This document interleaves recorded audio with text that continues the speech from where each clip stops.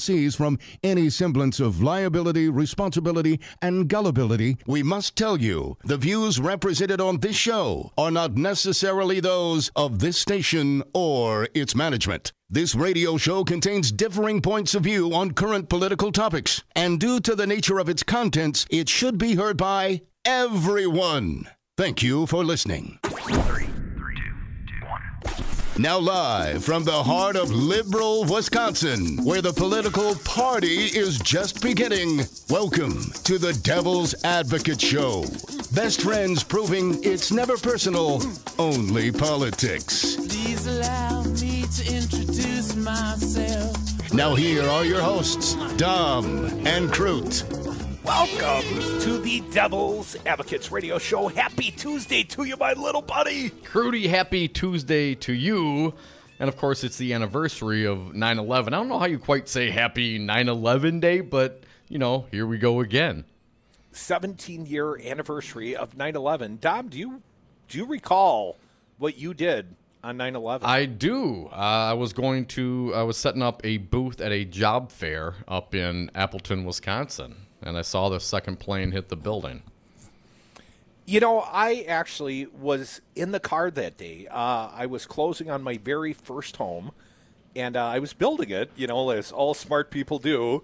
Have no idea what I'm doing, but I decided I'm going to go out and build myself a house. But before I could close on the financing for said home, I had to go clear up a little incident from college. A little medical bill that apparently I had let slip through the cracks. And I apparently was closing about the 1st of October. And September 11th, my mortgage banker said, get your ass up to La Crosse and go register a satisfaction of the debt. You know, that I think I hurt my ankle in college and got an x-ray and never paid the bill. Yeah, either got liened or sued or something over the course of time. Come on, man. We were young. We got injured when we were young. I thought we were going to live forever. More so me than you. Yeah. And that's just your snarkiness, man. It's bound to do you in. But anyways, I was driving up, the River Road. I was driving up the back way through Richland Center from the Madison area, and I'm driving through the coulees, you know, these big valleys, and it was bright sunshine, and then it was thick pea soup fog. And I'm driving through, and the first plane hit, and all I have out there in the boonies, in the coulees, was, you know, cow talk radio. I mean, I'm listening to AM talk radio because that's all that will come in. And I heard about a plane that crashed, and I'm using theater of the mind. Yeah. I'm envisioning a little aircraft. That's exactly, yes. I heard the same thing when the news came on, plane hits. I was in my car as well, and I thought, some poor guy got lost and his biplane hit the building, but no. Well, I wasn't thinking biplane. I wasn't looking for, Snoopy and the Red Baron to go by, but I certainly was thinking small commuter plane. And got up to La Crosse, and I mean, first thing in the morning, I probably left the house early, wanted to be up there and back, so my boss really didn't miss me that day. And by the time I got to the courthouse to go satisfy my lien or whatever the case may be, there was extra security out. Yeah. I mean, there was a certain feeling that something had happened. And then I believe I hopped back in the car. It was a quick transaction. And I believe I heard on the radio the second plane hitting the building, another report. And I said, this is something less than a coincidence.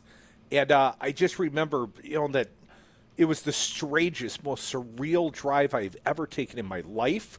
The bright sunshine to can't see the hood of your car sort of fog probably added to the surrealness of that day's events. And, I was taking it in on the medium that is talk radio, Tom. Sad, I mean, obviously a very sad day, Crudy, and since then we've been remembering hell. It's changed everything. We passed laws. It's had an impact, no question about it, for those of us who are still living. And on these days, these are when the politicians get up, Crudy. And, of course, today was the day. It was, once again, Donald Trump's turn to rise to the occasion. Respect and honor the dead, if you will, Dom. The fallen. You would think. But as Matt Tosky, sorry, Matt, from the Washington Post reports, on September 11 anniversary, Trump launches fresh attacks on FBI and Justice Department with dubious allegation. I mean, nothing remembers the dead and the heroes that ran into those soon-to-be falling buildings to try to save people, like trying to, cover your ass for an investigation, because that's how all great presidents remember tragedies, right? Here's what Matt had to say. As politicians and others went on Twitter on Tuesday morning to mark the 17th anniversary of the September 11, 2001 terrorist attacks, President Donald Trump used the platform to launch a fresh round of assaults on the FBI and Justice Department. Trump apparently seizing on allegations leveled the night before by one of his conservative allies in Congress, referred in particular to former FBI officials who have become infamous for trading anti-Trump texts, Peter Strzok and Lisa Page. I know those by heart. You don't even have to read them for me anymore. The president repeated a claim from Rep. Mark Meadows, a Republican from North Carolina. Good, stay safe, North Carolina. That the pair employed a media leak strategy to undermine his administration, then blamed the Bureau and Justice Department for inaction on the matter. The claims from Meadows is debatable. Strzok's attorney said his client reference to a media leak strategy was an effort to stem unauthorized disclosures of information. Both Strzok and Page left the FBI. Strzok because he was fired over his anti-Trump text. Here's what Trump tweeted out, the anniversary, the 17th anniversary of 9/11. New Strzok Page text reveal media leak strategy. Fox News. So terrible. And nothing is being done at DOJ or FBI, but the world is watching and they get it completely.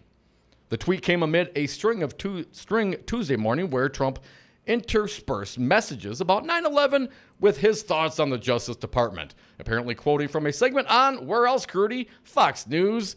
He tweeted at 7:08 a.m., quote, "We have found nothing to show. Collusion between President Trump and Russia, absolutely zero.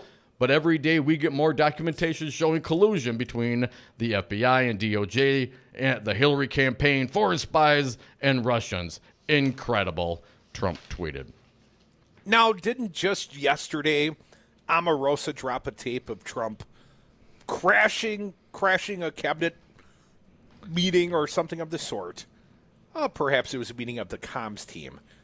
And Trump came in there and blasted Hillary Clinton for collusion with the Russians. And this was more than a year after he was elected, Dom. Crudy, after his most recent tweet, briefly, a minute later, he retweeted a message about his September 11th proclamation, adding the hashtags Never Forget and September 11th. Just minutes after that, he tweeted about the media leak strategy. After that, he suggested, apparently derisively, and again quoting Fox News, that his Justice Department would be behaving no differently than it is if it were run by Eric Holder, President Obama's Attorney General. So, a little back and forth in his mind here, trying to, I guess, apparently honor the day and still have to cover his ass.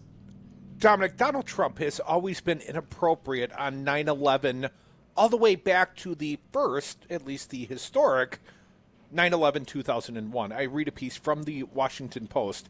Timothy Bella.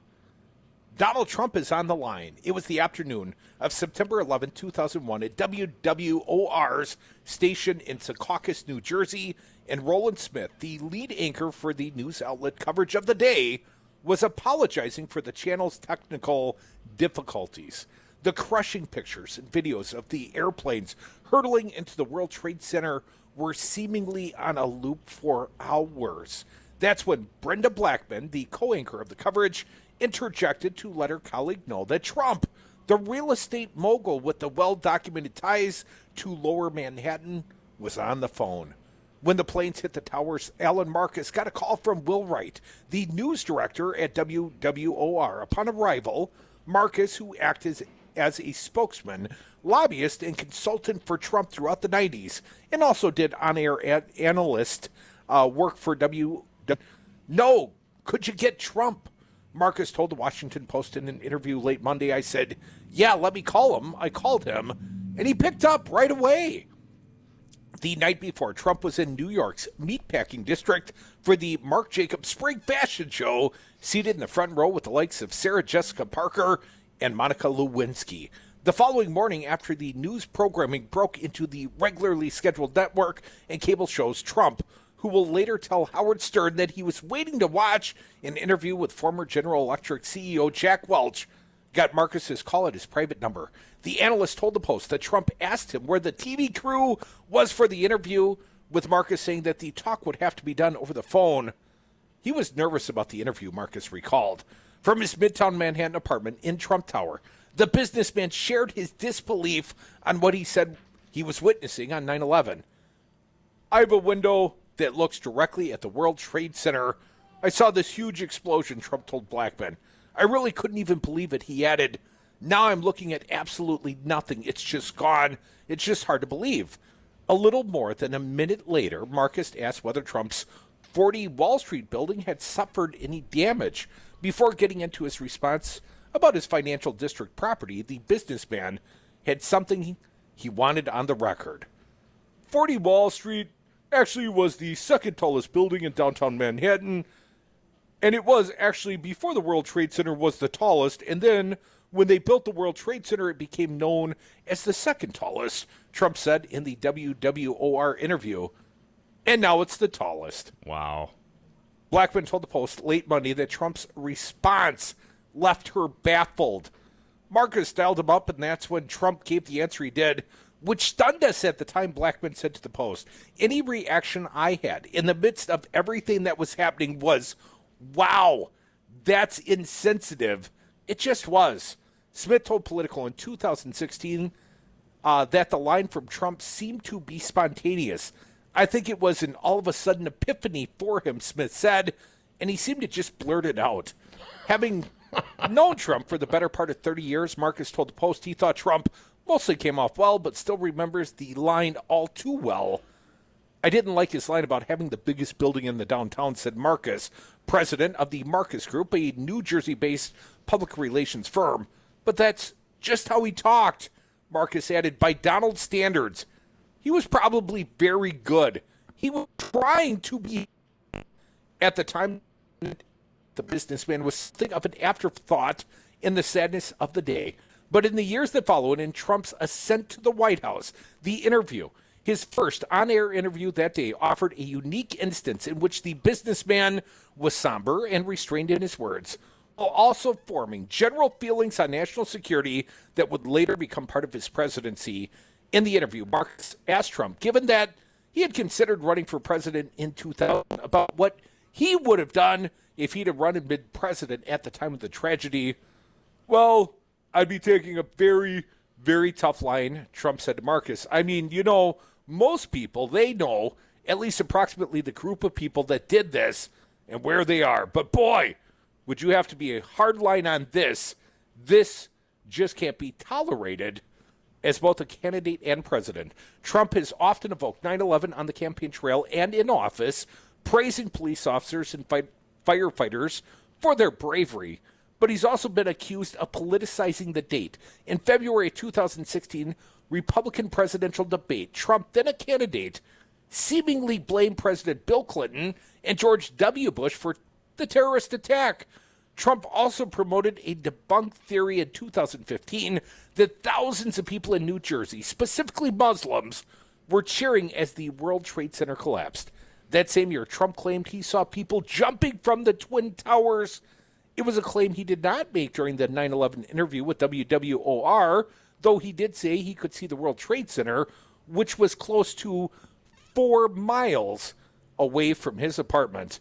It just wasn't looking out the window at the Empire State Building, Marcus told the Post of Trump's claim he could see the World Trade Center from Trump Tower. That wasn't possible. The WWOR interview with Trump, used in part to fill time, almost did not happen, with many news stations across New York having transmitter facilities located at the World Trade Center. Local outlets initially had a hard time getting on the air. That was not the case for WWOR, Marcus said, which had an antenna in Alpine, New Jersey, which allowed them to broadcast immediately. WWOR dropped its local news coverage in 2013. And instead of thinking about the brevity of Trump's 10-minute spot, Blackman, who said she was with the station for 27 years, remembers working on the days on end and going down to ground zero. Blackman said she kept every newspaper and magazine she could find from that month in a box that she believes she still has today. It was kind of forgotten about the interview because there were so many other things from that day. I had lunch with Alan Marcus recently, and we talked about that interview, and I said, oh my God, I forgot about that. He said, how could you forget about that? I said, I guess it was just the day. Folks, we're the Devil's Advocates. It is 9/11. Doesn't mean we aren't going to talk politics. You can always join us here. 844-967-2789. You're listening to Real Resistance Radio.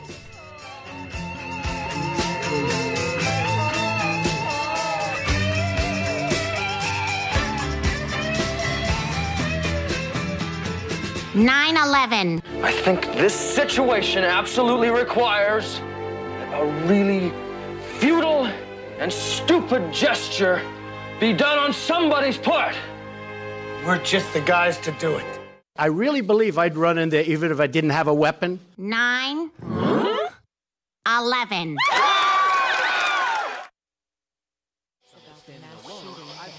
I am sick and tired of big power brokers telling voters what's important, instead of the other way around. So, I joined the Citizen Action Organizing Co-op.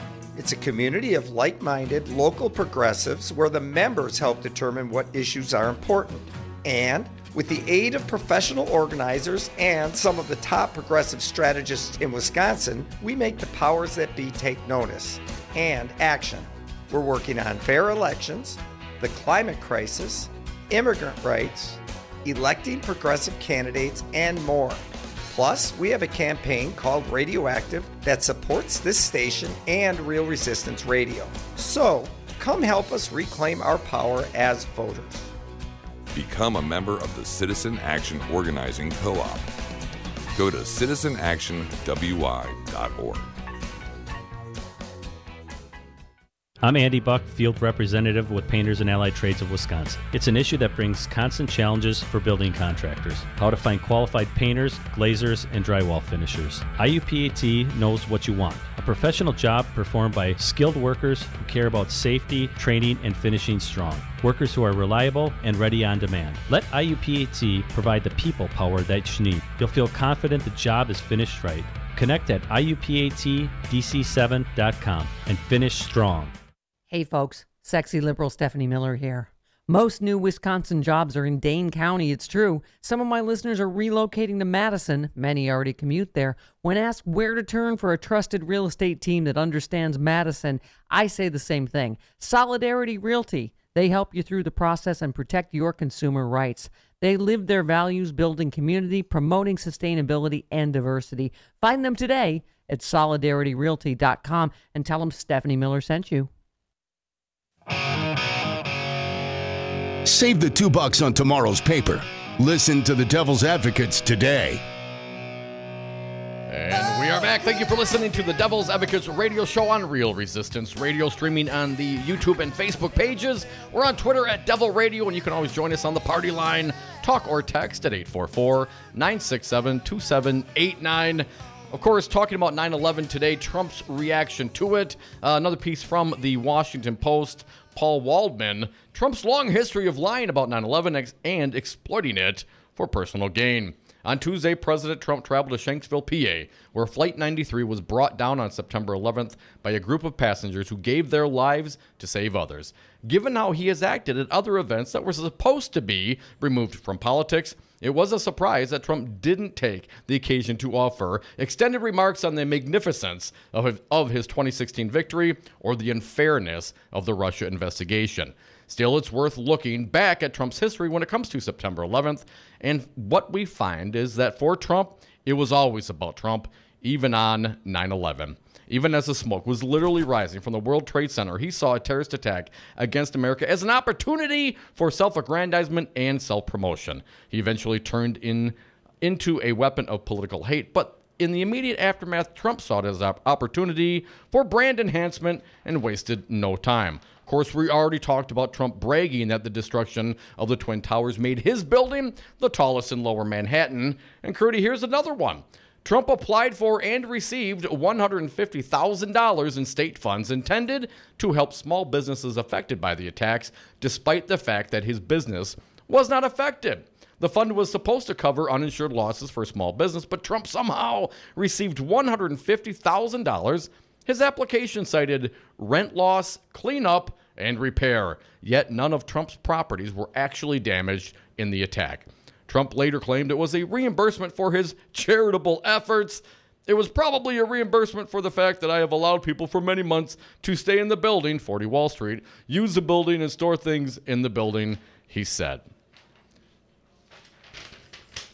But not only does that contradict his application, it took me a minute. I thought you'd lost your place. Not only does that contradict his application, but the fund was not supposed to reimburse anyone for pitching in, which, by the way, there's no evidence Trump actually did. Dom, Trump also stretched the truth about personally helping to clean up at the site.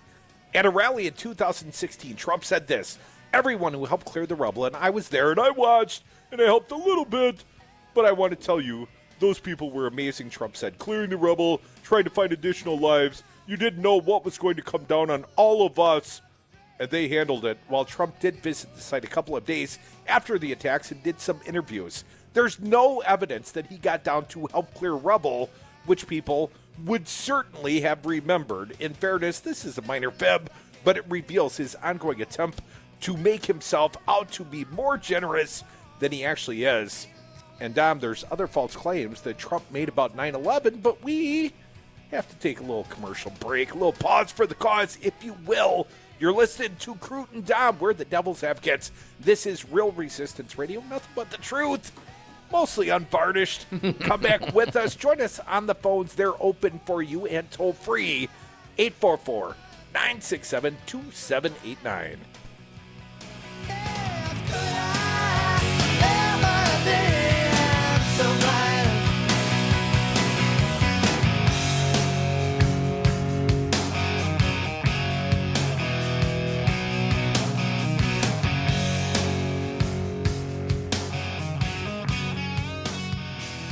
I don't stand by anything. I just, you can take it the way you want. Join the resistance against dirty carpets. Call Zero Res Madison today for our summer special. Clean and sanitize 3 rooms for only $139. Call 608-848-9000 or schedule online at ZeroResMadison.com. Zero Res, spell it forward or backward, it's the right way to clean. 180 over 111, and I had a stroke. I couldn't speak or walk. This is high blood pressure. Get back on your plan. Go to loweryourhbp.org. Brought to you by the American Stroke Association, American Medical Association, and the Ad Council. You took the first step and quit smoking, but even former smokers may still be at risk for lung cancer. That's why SaveByTheScan.org wants you to know about a new low-dose CT scan that can detect lung cancer early. It takes only 60 seconds and could save your life. You took the first step, now take the next. Visit SaveByTheScan.org for a simple quiz to see if you're eligible and talk to your doctor about screening.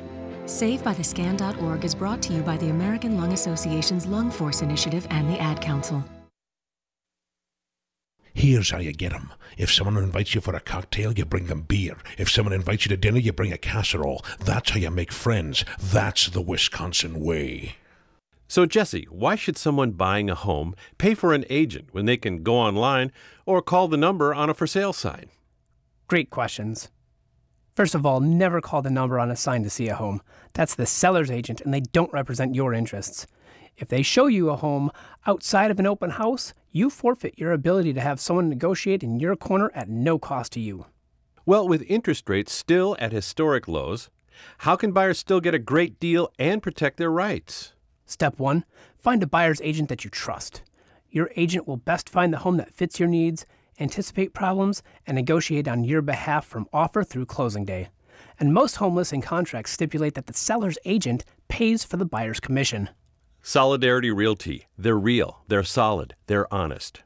Whether buying or selling in Madison or Dane County, call Solidarity Realty, 608-284-9311, or find them at solidarityrealty.com. Have a drink at Regano's Roman Coin. This neighborhood corner tavern is as classic as the street it occupies. Family owned and operated since 1966, Regano's Roman Coin is located in a former Pabst Tide House on historic Brady Street, serving an array of craft beers with a focus on Wisconsin breweries. Also, weekly drink specials, trivia on Wednesdays, seasonal sporting events, parties hosted for all occasions, and pet friendly. Open 11 a.m. Tuesday through Friday, 10 a.m. Saturday and Sunday, closed on Monday. Regano's Roman Coin, Milwaukee's pet friendly, cash only order and classic corner tavern. The Earl Ingram Show. Join me at a new time, weekday mornings, for the Earl Ingram Show, 6 a.m. to 8 a.m. on Real Resistance Radio, Monday through Friday, and as always, Saturdays noon to 3.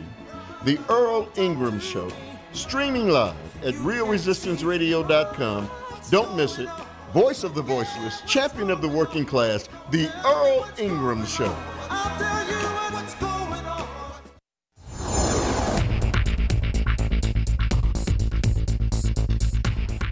For Real Resistance Radio, my name is Keith Gosted. Wisconsin's Attorney General is suing the federal government in an effort to suspend the Affordable Care Act and have it declared unconstitutional. Brad Schimmel is leading the charge, along with 19 other Republican-led states, to overturn the law known as Obamacare. An article from the Journal Sentinel quotes health insurance professionals who say there would be chaos throughout the health industry if Schimmel is successful in arguments last week. The Republican states asked a federal judge to, at the very least, strike down the part of the law that requires insurance companies to cover people with pre-existing conditions and prevents them from charging higher rates. A federal judge in Texas is now weighing the request by Schimmel and other attorney generals. I'm Keith Gosted. The host, I believe this one, Paul Waldman. One line that you skipped over before, I want to repeat it for the sake of our audience. Talking about 9/11 and Donald Trump self-aggrandizing and, even lying about the topic, politicizing the event, if you will. Here's the paragraph we skipped. Trump looked out and saw a scene in which 2,753 people died and said, "Hey, that means my building is the tallest one around." Who thinks like that? Trump. That's who. That's terrible. There's a couple more here, Crudy. Let's get to them all. Let the people decide. You can always join us. What are your thoughts? 844-967-2789. Trump made other false claims about his personal connection to 9/11. Here's something he said at a rally in 2015 describing what he saw from his Trump Tower apartment during the attacks. Quote, "I have a window in my apartment that specifically was aimed at the World Trade Center because of the beauty of the whole downtown Manhattan, and I watched as people jumped. And I watched the second plane come in. Many people jumped, and I witnessed it. I watched that." Trump Tower is 4 miles away from the site of the World Trade Center. He could not possibly have seen people jump from the buildings during the attacks. Trump also claimed that he lost hundreds of friends at the World Trade Center, but when journalists inquired his campaign about it, they were unable to produce even a single name of a friend Trump lost. I'm not clear that the man has friends per se. Employees, perhaps. I think most of his relationships transactional, if you know what I'm saying. Here's another one. Trump repeatedly told a vicious, racist lie about Muslim Americans celebrating the attacks, even after it was debunked. Here's the story as Trump told it. "Hey, I watched when the World Trade Center came tumbling down, and I watched in Jersey City, New Jersey, where thousands and thousands of people were cheering as that building was coming down. Thousands of people were cheering." The next day, ABC News' George Stephanopoulos confronted Trump with the fact that the police and journalists who investigated this rumor say it never happened. Trump replied that he had watched it on TV, despite the fact that there is no video anywhere of such a thing happening. Then said, "There were people that were cheering on the other side of New Jersey where you have a large Arab population." The problem here isn't just about dishonesty. It's that Trump was using the pain and anger associated with 9/11 to promote hatred at Muslim Americans and lying in order to do it.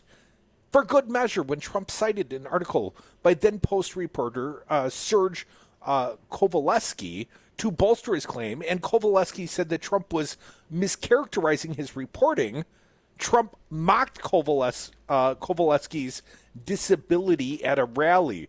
I don't remember. You remember that, right, Don? Yes, that's what it was regarding? Yes.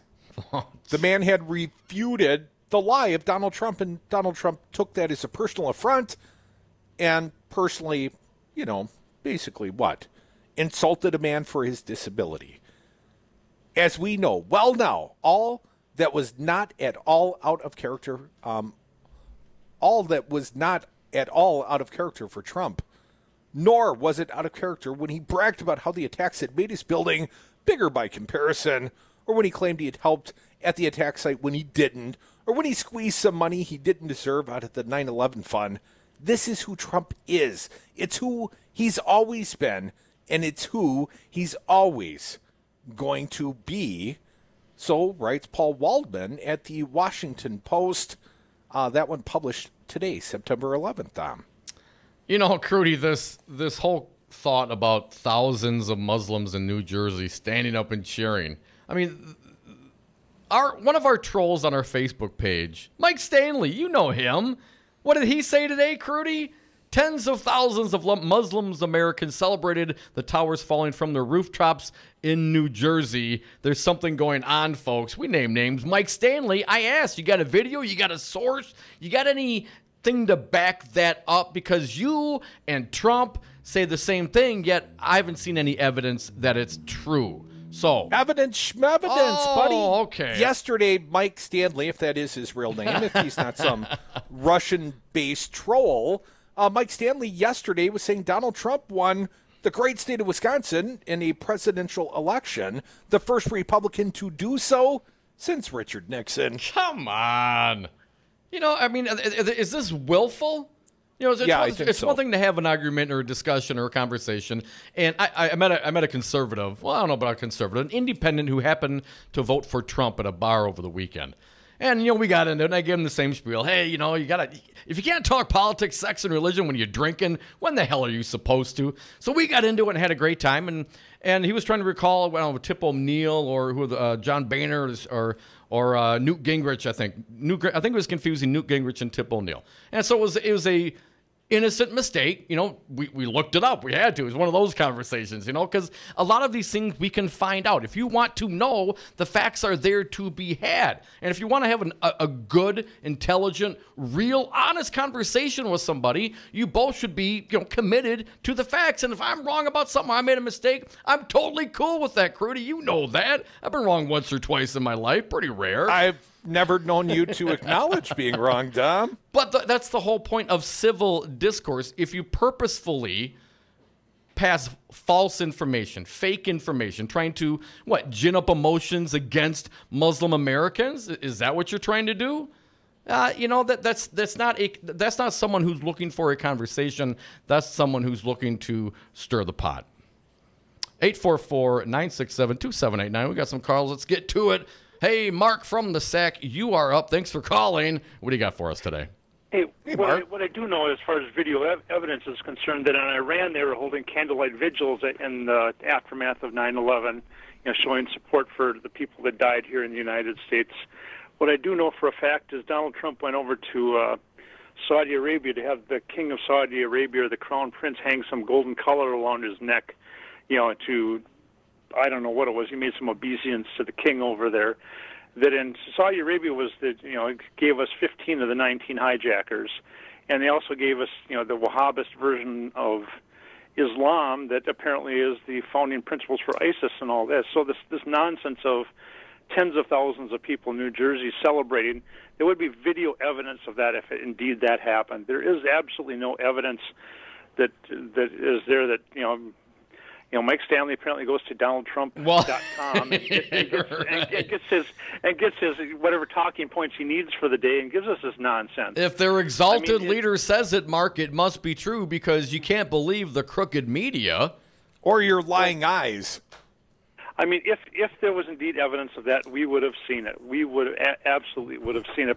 But since it doesn't exist, they just blow smoke at us on a continuing basis. I mean, they've been blowing this smoke since it happened. I mean, and you mentioned a war so we could do it. Saudi Arabia, of course. Saudi Arabia is using the weapons that we sold them, and apparently some of our military expertise as well in their war against Yemen. You know, which if we listen to Mark Pocan, Congressman, on the show yesterday, is about the second worst humanitarian crisis on the globe behind Syria right now. Yeah, it's just horrible. I mean, it's just, I don't know. It just, and all this is that we didn't react correctly to 9/11. We should have at least tried to take Afghanistan up on their offer of giving us Bin Laden to try in a world court of some kind to actually go for justice rather than vengeance, because you go for vengeance, it comes back to bite you. Well, Mark, they wanted to start the war. W was looking to avenge his father, stopping short of Baghdad. It was never about 9/11, right? I mean, the connection. Who was it between 9/11, Curveball, Chalabi, or whatever the supposed connection was between the 9/11 hijackers and Iraq? I mean, it was suspect at best and just an outright lie at worst. And of course, it was just a means to an end. You feed Judith Miller over at the New York Times, and then Dick Cheney's got, hey, did you see what Judith Miller wrote at the New York Times? That is our justification for war. You plant this story, and then you go on the Sunday shows and you quote the very same story you planted as justification to start a war of choice. And that, my friends, is when I parted with the Republican Party. Not that I was a Republican, but that's about the time where politics became very personal for me, the Iraq War time frame, Dom. And let's not forget the other reactions to 9/11. There's a war in Afghanistan. It's still going on. And John Bolton, who's, Trump's NSC leader, he heads up the national security. John Bolton is now saying that we don't believe the international tribunals that try to hold countries, let's call them the United States, accountable for war crimes in Afghanistan. It's only a war crime if another country does it, Crudy. Come on, what kind of American are you? Don't you know how that works? We get to blow through the stop signs. We get to perpetrate war crimes, and we're above reproach. We're above the law. What does Bolton think we are? Donald Trump? 844-967-2789. Bob Woodward, the book we've been talking about for days, Dom. The big book is out. And according to Greg Sargent, again at the Washington Post, another big Woodward reveal. Trump's bottomless bad faith and nonstop lying. Well, we've talked about it in regards to 9/11, but, the man lies, provably lies. What, 7 times a day? I think he's up to in 7. The public. As a national figure, right. As the world leader, as the head of the free world, this man's lying publicly, provably false lies, big fat lies, like 7 times a day. And Bob Woodward's book helps spell it out. Let's go there next. Come back with us. We are the Kids. You can always join us here, 844-967-2789.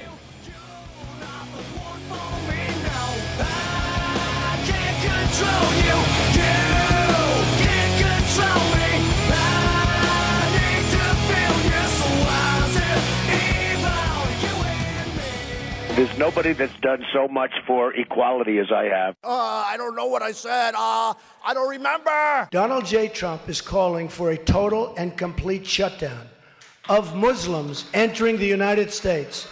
9/11. Brad Zog, owner of Zero Res Madison. Brad, why should people use Zero Res Madison? Why wouldn't you clean your carpets like this? We've got a patented system. We also do another step that most people don't do. We have a double rotating brush machine that we use when we pre-treat the carpet. So this helps dig up any of that stuff that's deeper in your carpet that the vacuum doesn't get. We're going to provide that intermediary step before we clean with our empowered water. Call Zero Res today, 608-848-9000. Zero Res. Spell it forward or backward. It's the right way to clean.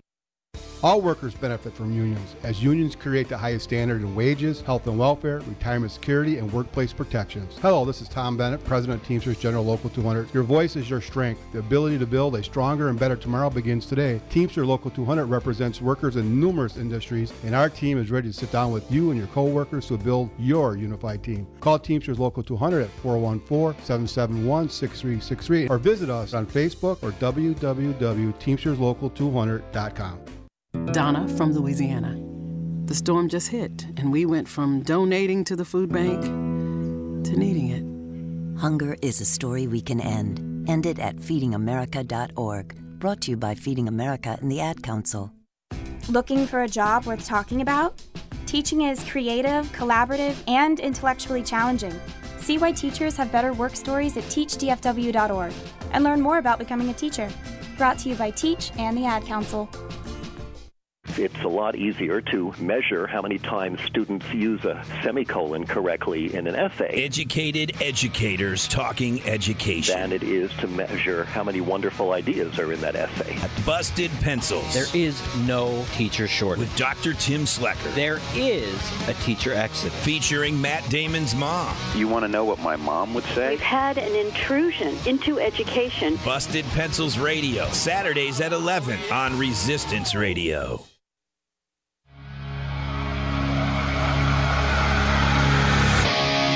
The Devil's Advocates. Never personal, only politics. And we are back. Thank you for listening to the Devil's Advocates radio show on Real Resistance Radio, streaming live on the YouTube and Facebook pages. We're on Twitter at Devil Radio. You can always hit us up. Join us anytime on the party line, toll free. Talk or text at 844-967-2789. Dom saw another compelling headline at the Post. Greg Sargent writes, another big Woodward reveal, Trump's bottomless bad faith and nonstop lying. Today, Bob Woodward's book gets released, and much coverage of it is framed around revelations of President Trump's raging, volatile temperament, his erratic mind-changing, and his startling lack of knowledge or curiosity about complex domestic and global policy problems. You know, all great qualities for a world leader. In this framing, the alleged adults in the room wage a daily struggle against all those terrible traits. A portrait emerges of a man who is mentally and intellectually unfit to serve as president. The top-line revelation that has been widely discussed for days now. But there are other key revelations in Fear, that's the name of the book, Dom, that illuminate a different set of traits. Trump's nonstop lying, his utter contempt for legal and governing process, and his bottomless bad faith in developing rationales for extremely consequential decisions. These sorts of traits, unlike Trump's temperament and incuriosity, are not usually looked at as evidence of unfitness for this office. But they should be. Woodward's book adds texture and context to two glaring examples of misconduct during the Trump presidency. His firing of then FBI Director James Comey and his rage at Attorney General Jeff Sessions for failing to protect him, I say, from the Russian investigation. When Trump fired Comey, the White House released a memo by Deputy Attorney General Rod Rosenstein that provided his supposed reason, air quotes. Woodward recounts a scene before the firing in which Rosenstein gave Trump the memo. It cited Comey's mishandling of the Hillary Clinton email investigation, including his critical July 2016 presser and the release of new emails just before the election, and quoted multiple officials saying Comey had broken rules. Woodward recounts that after Trump read the memo and absorbed this rationale, this happened. Done, said the president. He couldn't have said it better himself. He sent a brief letter to Comey informing him that he was terminated and removed from office effective immediately. But Woodward also reports that Trump had made the decision to fire Comey well before this episode. Woodward recounts that Trump had previously told two top advisors, "Don't try to talk me out of it, because I've already made my decision, so don't even try." Though Woodward does not conclusively show Trump consciously used the Rosenstein memo as a fake pretext for the firing, it's very hard to read these passages any other way. Of course, We already had reason to suspect this since, after all, Trump subsequently admitted that the firing was rooted in rage over the Russia probe. But the seething contempt for process and the basic good faith decision-making displayed here still matters. Trump's claim that the FBI's mishandling of the Clinton probe was his reason for firing Comey is just a laughable lie, given that Trump widely used the stories produced by that mishandling, and in parentheticals it says Comey's presser criticism in the new emails against Clinton during the campaign. And we should not allow ourselves to come to this deep rot of bad faith as typical or unremarkable. Unremarkable. That's your cue, Don. The plumb line, Greg Sargent, the title in the Washington Post. Another big Woodward reveal. Trump's bottomless bad faith and nonstop lying. I'll bring it home, Crudy. As we already know, Trump has repeatedly raged at Sessions for failing to protect him from Special Counsel Mueller's probe and at times tried unsuccessfully to push him out. But Woodward adds some important context with this scene in which then White House Staff Secretary Rob Porter tries to reason with him on this point. And here's an excerpt. Now, Rob from Porter was the one, dating Hope Hicks, the one that had been accused by multiple exes of battery, of domestic violence against them. That Rob Porter? That Rob Porter. Got to keep the characters straight in that. Also, sterling Trump White House. All the best The people finely tuned machine that is Trump's White House. Here is an excerpt from the book. Trump would not stop. He told Porter, if he was going to recuse himself from this, why did he let himself be picked attorney general? That was the ultimate betrayal. How could he have done that? Porter had an answer, which he presented as gently as he could.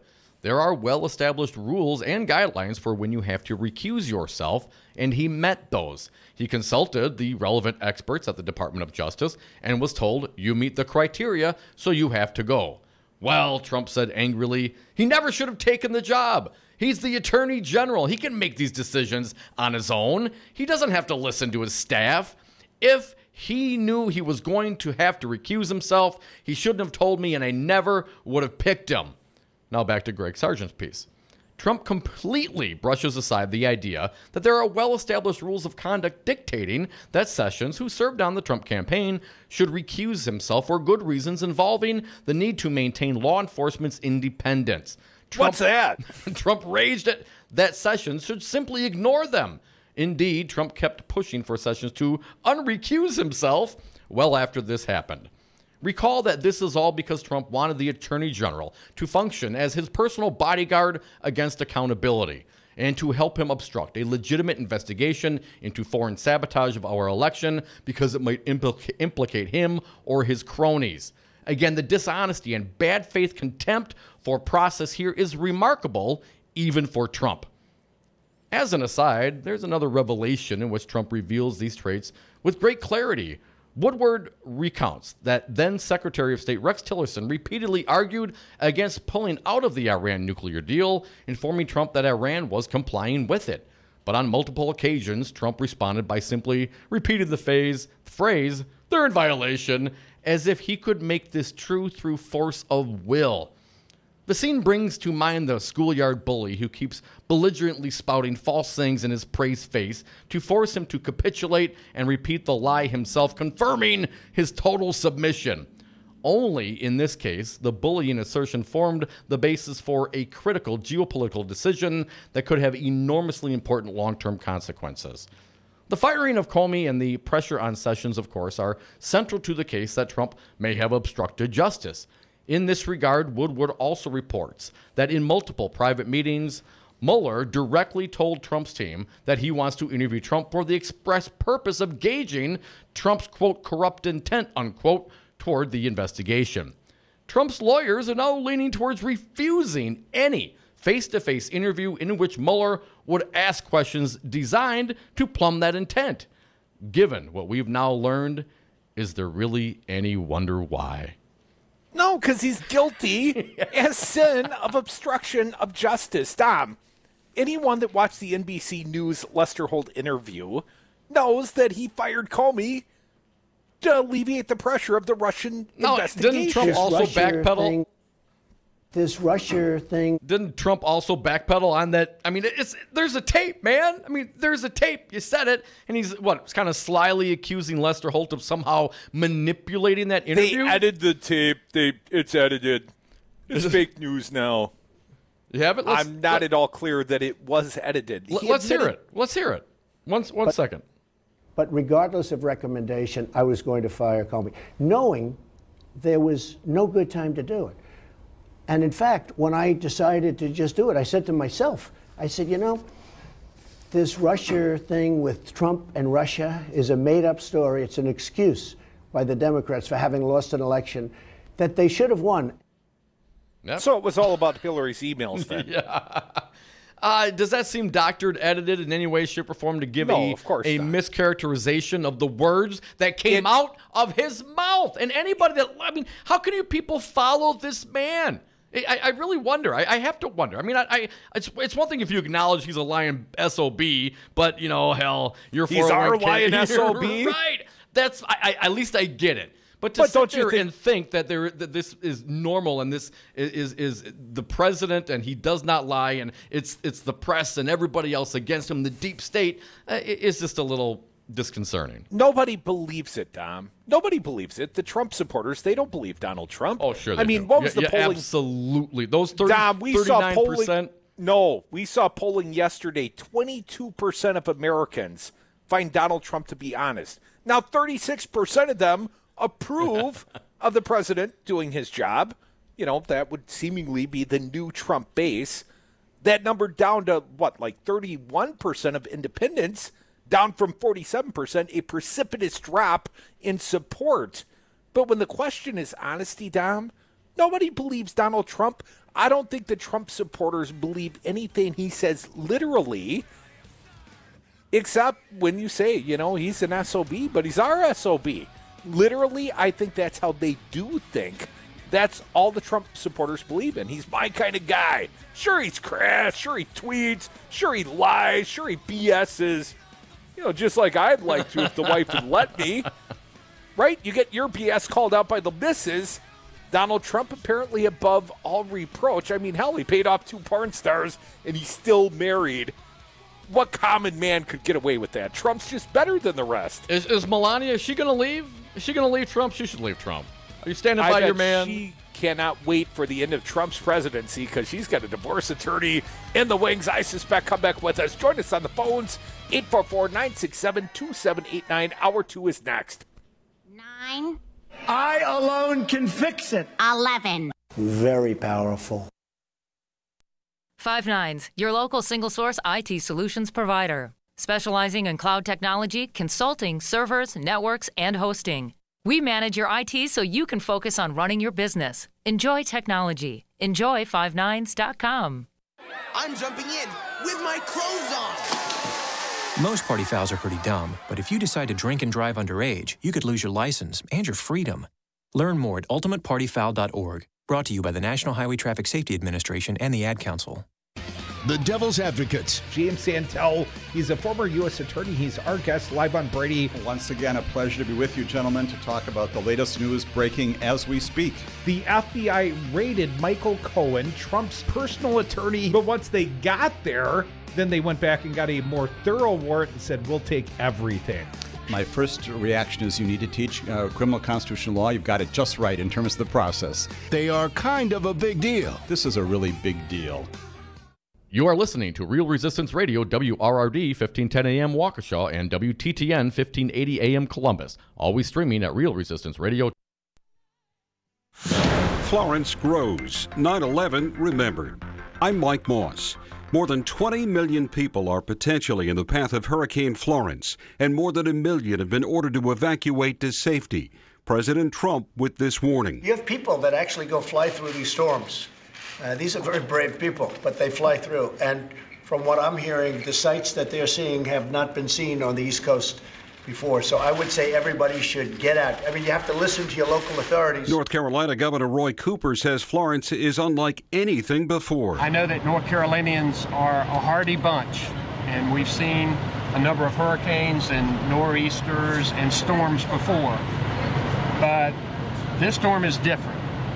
This storm is going to be intense, likely historic, and deadly. Hurricane warnings now up from Santee River, South Carolina to Duck, North Carolina.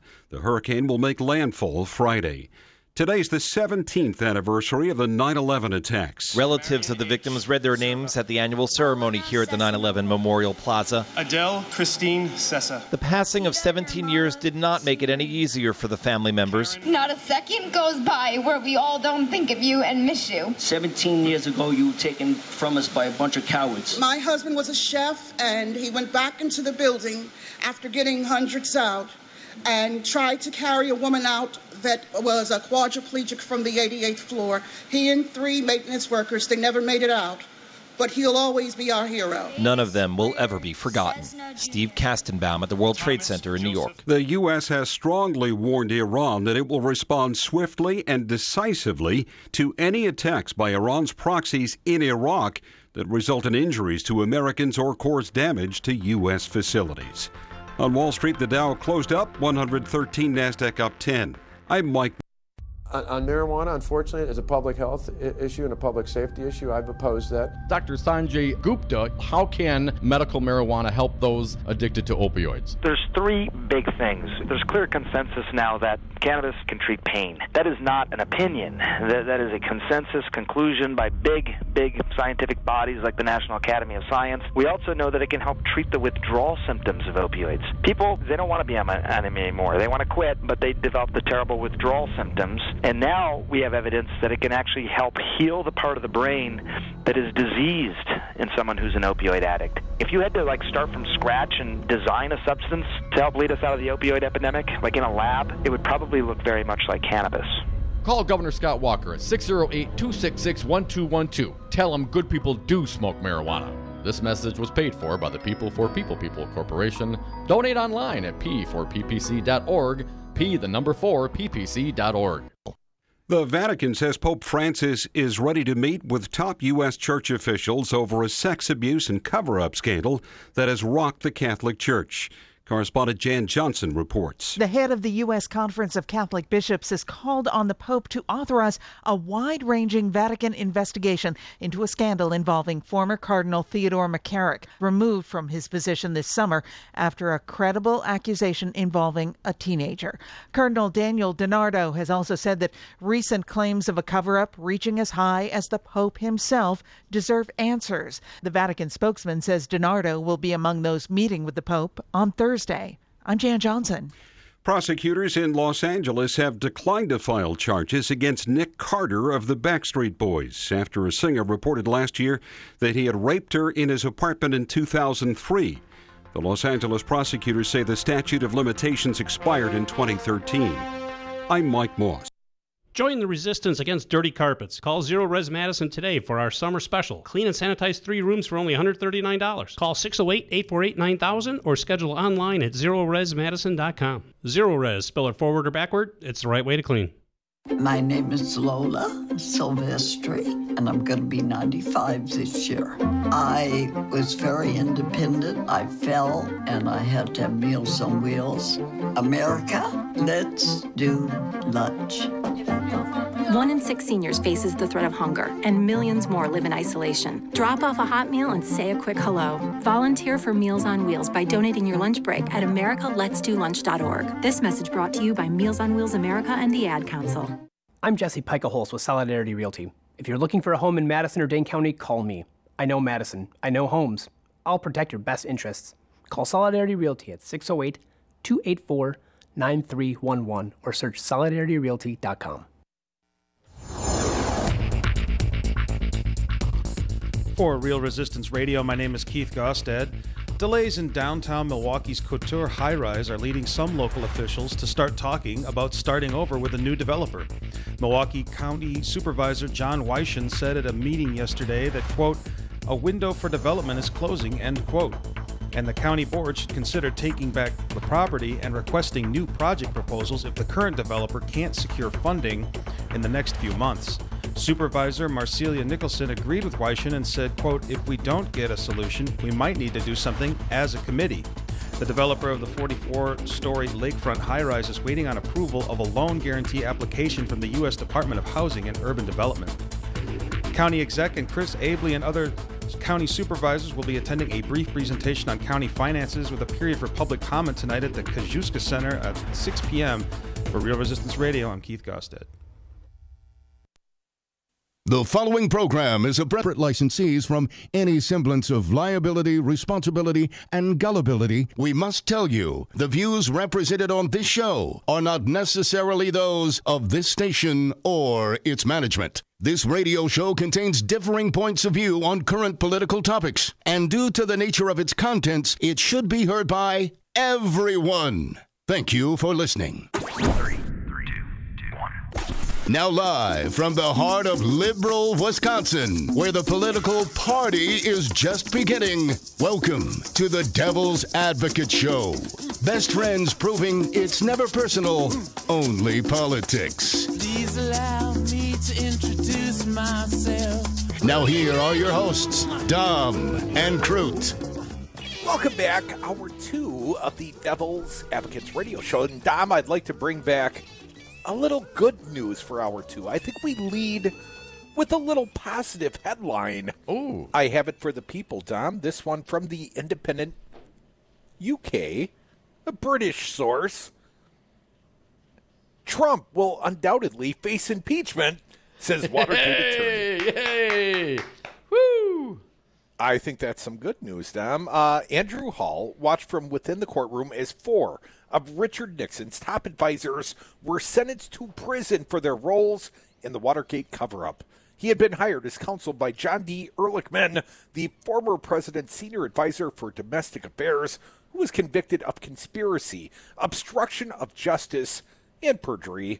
Ehrlichman created the Plumbers, a covert special investigations unit inside the White House that began conducting illegal operations under his watch, leading to one of America's most extraordinary political scandals.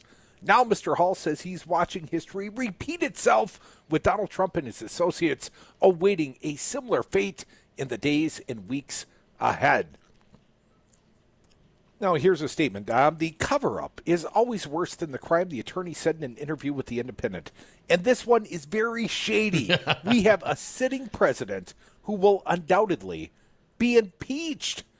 Explosive reports from inside the White House have recently arrived in the form of an anonymous New York Times op-ed penned by a senior administration official, as well as a 448-page book by Bob Woodward, one of the journalists famous for exposing critical information in the Watergate scandal.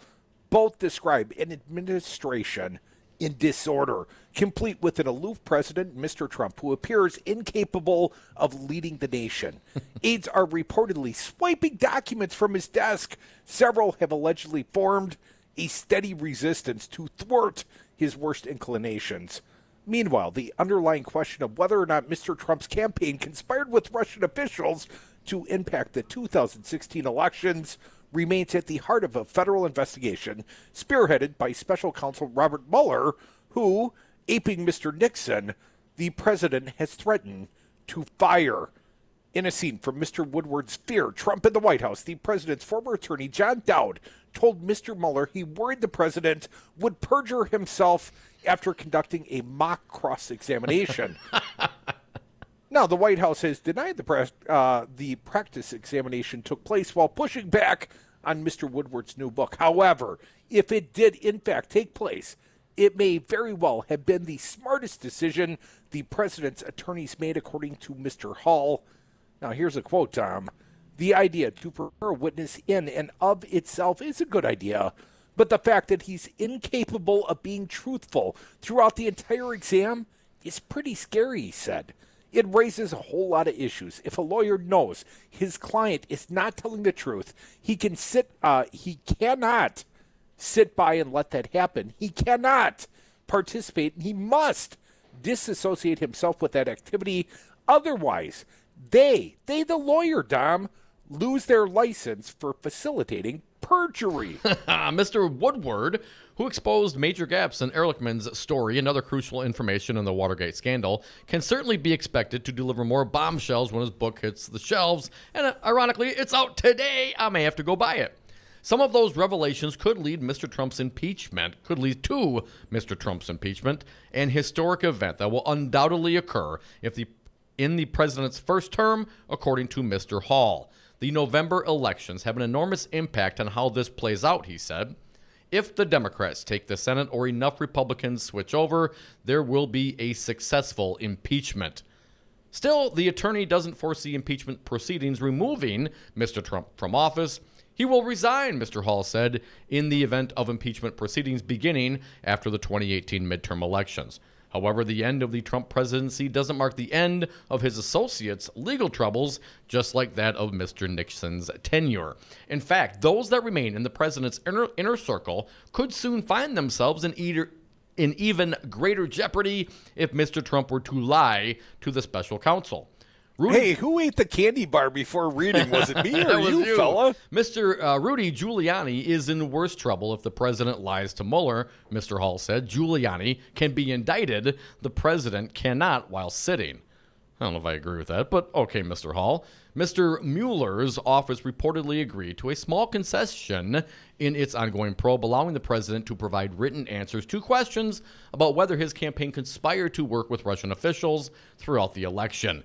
In the event that Mr. Trump provides those written statements to the special counsel's office, it's likely his attorneys would take part in drafting the answers. Here's another quote. If it ends up where someone made a change to his statements, which is not truthful, it's deception, which is illegal. You then have a false statement to agents. Already, several associates to Mr. Trump have faced a bevy of convictions, from his former campaign chairman Paul Manafort to his longtime attorney and fixer Michael Cohen. The president has suggested he would be willing to pardon Manafort and possibly other aides who refuse to cooperate with investigators. Whether or not he follows through with pardoning his associates appears to be one event Mr. Hall cannot predict. In Mr. Nixon's case, the former president promised his aides pardons before eventually reneging on that vow. Trump may pardon them as his final act, he said. In Watergate, Nixon's top advisors, all of them, were facing jail time. In this case, I think the president's top advisors will too, and they should. If you are a top advisor to the president, you should know better. You should know better, but I'm not clear that they do know better, and that begs the question, what about the former chief of staff, Reince Priebus, Wisconsin's own? Well, Dom, he was on the inside, right? If the collusion was happening, and certainly during the time where he was obstructing, talking about Donald Trump, he fired Comey, who was the chief of staff. Well, it's Reince Priebus, of course. When the Sergis were in the Oval Office, well, Reince Priebus was the chief of staff, of course. Dom, I'm just saying, Reince Priebus, I realize, has the very important job. What's he back heading up the law firm, Michael Best and Friedrich, at least their D.C. office? Yep. Maybe he only took that work because he wanted to be, close to good legal counsel. Do we know, was Priebus interviewed by the special counsel? Yeah, my understanding is he has been interviewed by the special counsel. He was one of the first, Dom. And he was one of the first to go? Well, I mean, he lasted, 6 months? I mean, longer than Flynn. Longer than Spicy Spicer. Certainly longer than the Mooch. Oh, come on, Mooch. We never had enough time, man. Now, did he last longer than Porter Goss, the guy we were referencing earlier today? Wasn't that the guy's name? No, it wasn't Porter Goss, but Porter. Rob Porter. Was that it? Rob Porter. Something like that. Yeah, that's the Porter guy. The guy who was allegedly. I appreciate you making that correction. In this case, it was warranted. Smacking his female partners. Yes, that guy.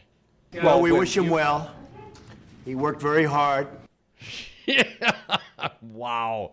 Well, Dom, man. When you correct me and it's not warranted, I do have to give you the back of my hand occasionally as well. Yeah. But here's a question I would ask you, Dom. We've talked about the non-disclosure agreement. All the staff at Real Resistance Radio, you've all signed yours, right? Yeah, it's in the mail. You may I can't only talk say about it if I did. really nice things about the boss. That's what the NDAs are really for. It is what? Sort of a chilling prior restraint of any bad opinions you might have about the boss. Well, we tied those things up nicely with an NDA agreement. Well, Dom, I'd like to go to that topic. I don't know. Should we start this before the break? Let's take a quick break, a 2-minute break. We'll come back and jump into this piece. Washington Post, a lot of news out today. I was thinking, man, it's kind of a slow day. Of course, everyone's reflecting on the anniversary honoring 9/11. But there's a lot going on, folks. That's just how it is in today's world. Folks, we are the Devil's Advocates. You are listening to Real Resistance Radio, the most loyal staffed radio station of all time. Yeah. Come back with us and join us on the phones if you have opinions to offer. Here's a question, Dom. If you sign an NDA saying you're not going to say anything negative about the President of the United States or his family or Pence's family, when you're out there giving interviews to the media, are you giving us the unvarnished truth? Or are you honoring your contractual obligation to never say an ill word about the president? Well, let's go there next. We are the Devil's Advocates. Come back.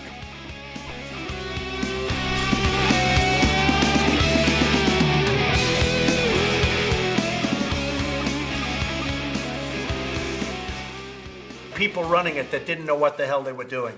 Silence! I will not tolerate your insolence. Well, we wish him well. He worked very hard. Let this be a reminder to you all that this organization will not tolerate failure. Brad Zog, owner of Zero Res Madison, resisting dirty carpets and harsh chemicals. Brad, why should people use Zero Res Madison? Why wouldn't you clean your carpets like this? We're not using any soaps. We're not using any chemicals. We cost about the same as the other guys. You look at it and you go, where's the downside? You got a completely green clean. It's awesome. We guarantee it. There's no downside. There's no downside. Use Zero Res. Call Zero Res today. 608-848-9000. Zero Res. Spell it forward or backward. It's the right way to clean. Hi, my name is Shantae, your local Hyatt pharmacist. With more than 10 locations here in the Milwaukee area, we're here to simplify your lives one script at a time. With free delivery to your home or work, where all your medications are brought together in one convenient dosage packaged, individualized to your daily medication regimen. We set up in-house calls with the licensed pharmacist to assist in medication management. We accept all insurance plans. To learn more about Hyatt, visit us at our website, HAYATRX.com. Do you own a rental property, or would you like to partner with a rental investment team? Call the pros you can trust at CCL Management. Rental expertise second to none, a general contractor on staff to direct repairs and improvements, and real estate brokerage services tailored to the small investor. If you're ready to invest in rental property or just need professionals to manage your real estate portfolio, call us, CCL Management, at 608-833-0009 or visit us on the web at cclmanagement.com. The Resistance is live 7 days a week here on Real Resistance Radio. Tune in Sundays for Meet the Press with Chuck Todd from 11 a.m. to noon. Then it's the Jeff Santos Show, kicking ass for the middle class from 12 to 3 p.m. And Citizen Action's Battleground Wisconsin rages from 3 to 4 p.m. Get your groove on with Stu Man PM Politics and Music, 4 to 6 p.m. with Stu Daniels. Mandatory listening, always streaming at realresistanceradio.com.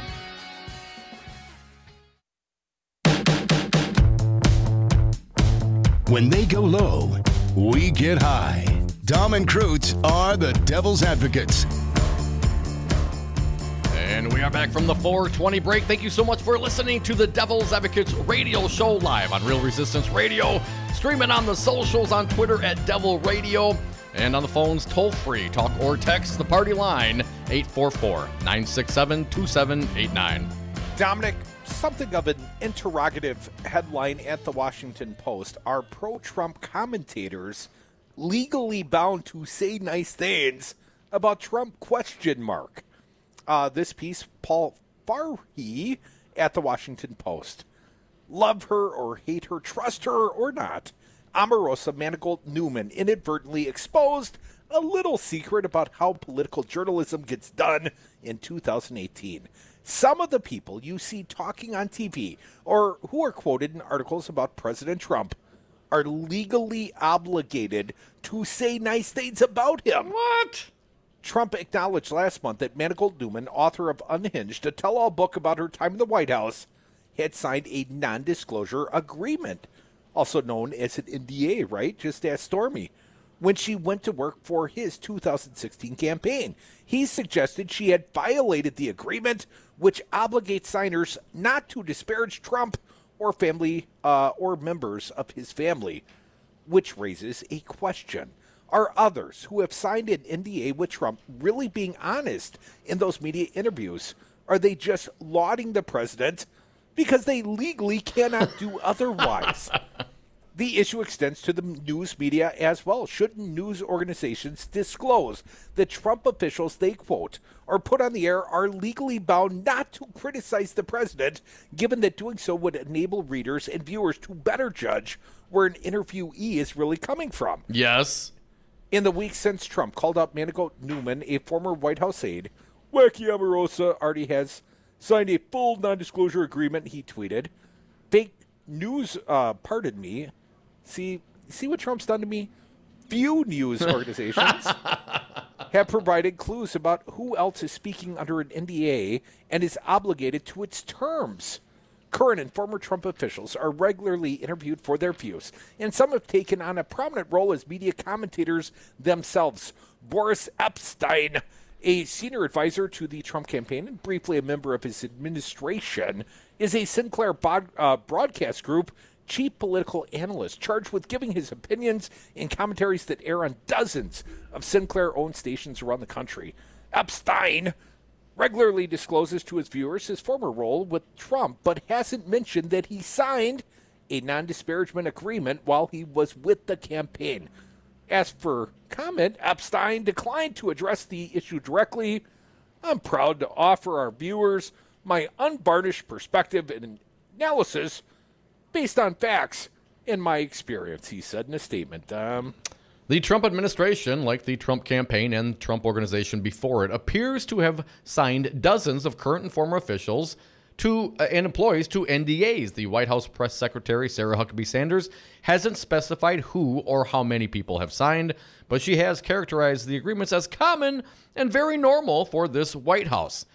It's questionable, Crudy, whether NDAs are actually enforceable for public employees.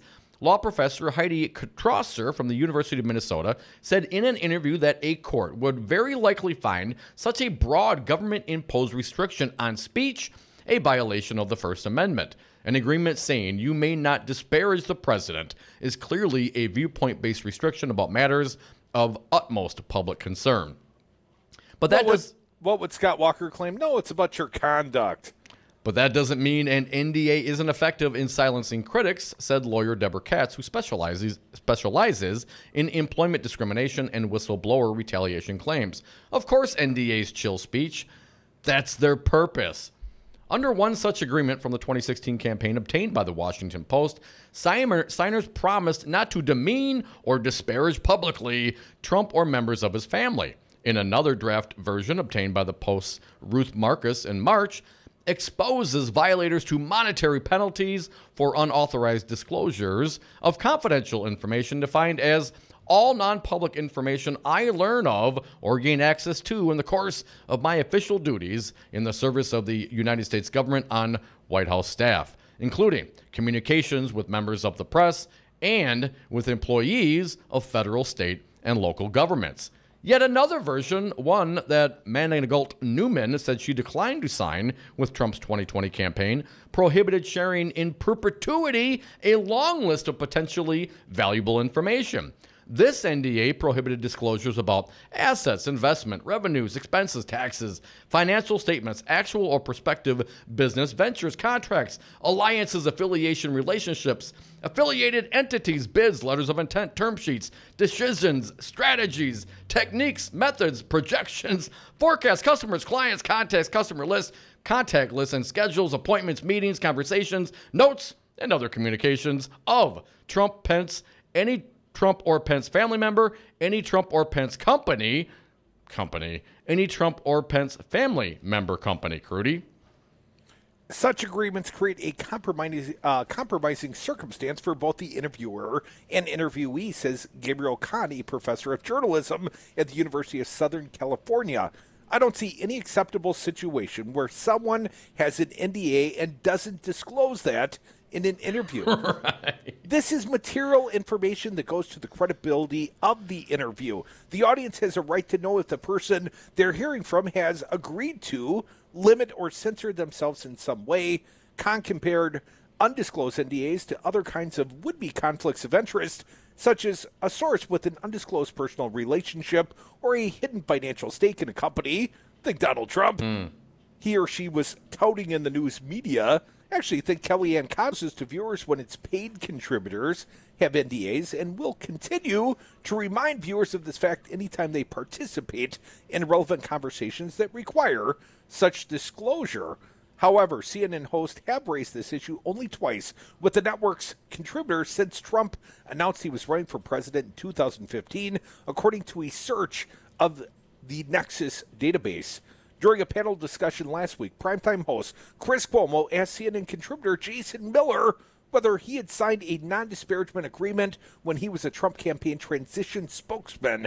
Miller, a paid CNN analyst for the past 17 months, acknowledged for the first time on CNN that he had, but said it didn't limit his views. I can voice my opinion however I want, whenever I want, he told Cuomo. Corey Lewandowski, Trump's former campaign manager, declined to answer a similar question from the host Aaron Burdett during his first appearance as a CNN commentator in June of 2016. I'm a guy who calls balls and strikes, he reminded. He responded, I'm going to tell it like it is. There's nothing that's going to stop me from telling the truth, in my opinion. Lewandowski left the network in November, but has appeared periodically as an unpaid guest since. So, Dom, paid or unpaid, you ever going to say bad things about me? I will always speak the truth, Crudy. And, you know, Well, opinion is opinion, any- truth is truth. But to try to lock up, taxpayer-funded folks with an NDA seems a little sketchy to me. I don't like that whatsoever. I got the Thumper's mom NDA in your inbox at the office there. If you can't say anything nice about Crudy, don't say anything at all about Crudy. Come back with us. Join us on the phones. Devil's Advocates, Real Resistance Radio. That number, 844-967-2789.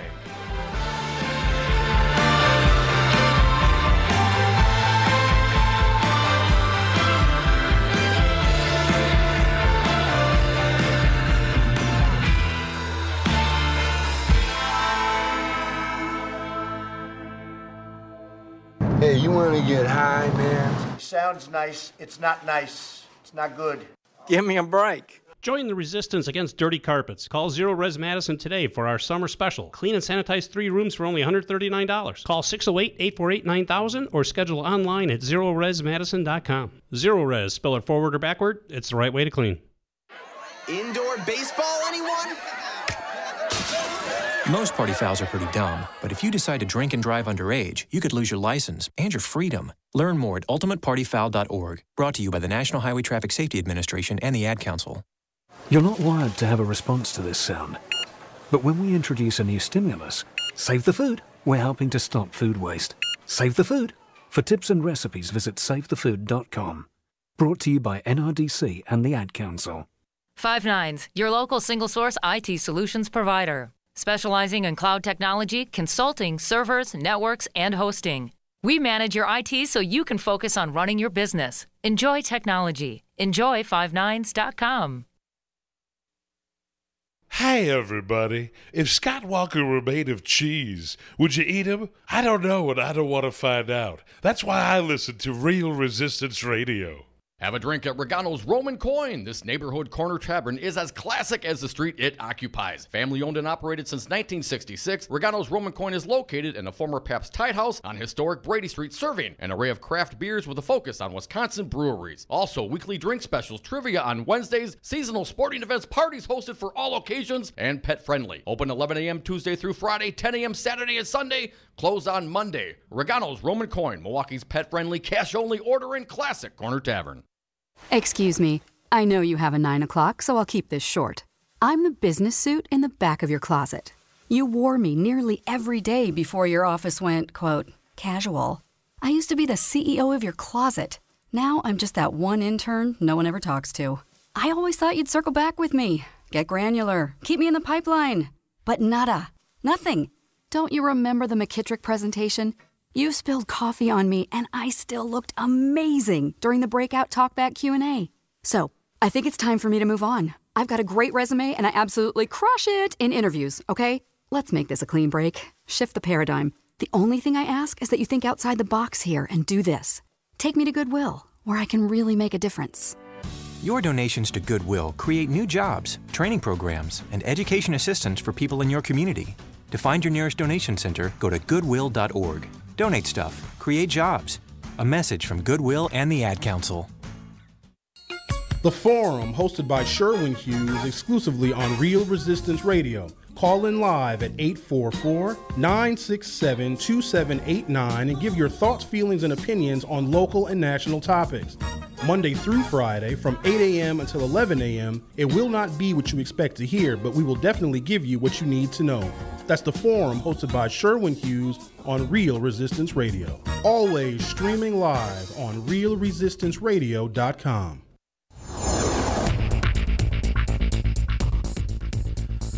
For Real Resistance Radio, my name is Keith Gosted.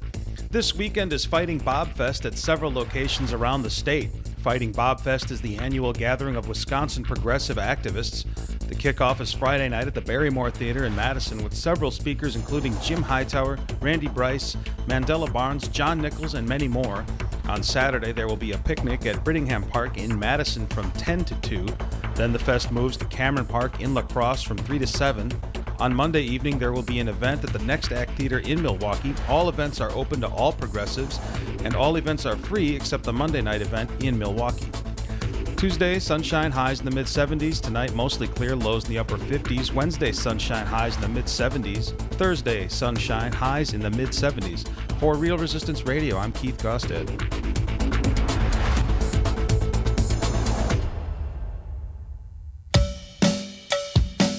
Bring it? Oh, it's already been brought in. Dom and Krutz are the Devil's Advocates. Son of a bitch. Welcome back to the Devil's Advocates radio show. I don't think that would be a disparaging remark targeted my way, Dom. My NDA for all of the employees would prohibit that sort of behavior. Son of a bitch. You know, you said if I'd have nothing nice to say, I can't say anything at all, so I'm going to be quiet now. It's going to be a silent show for you. Well, that is my fondest dream and worst nightmare all rolled into one. If you'd only warned me and prepped me, I would have been prepared for I'm your feeling like absence. Sessions all of a sudden. You little Keebler elf, you. Dominic, you know who else can't trust the people that they work with? Apparently the President of the United States. I thought he hires the best people. How can he not trust the people he works with if you hire the best people? Maybe you're the problem? Well, apparently, Fredo Jr. says his father can't trust anyone around him after the anonymous op-ed. I was kept pretty much in the dark. Donald Trump Jr., and I read from the Post, Donald Trump Jr. acknowledged in an interview broadcast Tuesday that his father can trust fewer people around him than he would like in the wake of an anonymous op-ed claiming there is a resistance within the Trump administration. Dom, I understand we have some of the sound.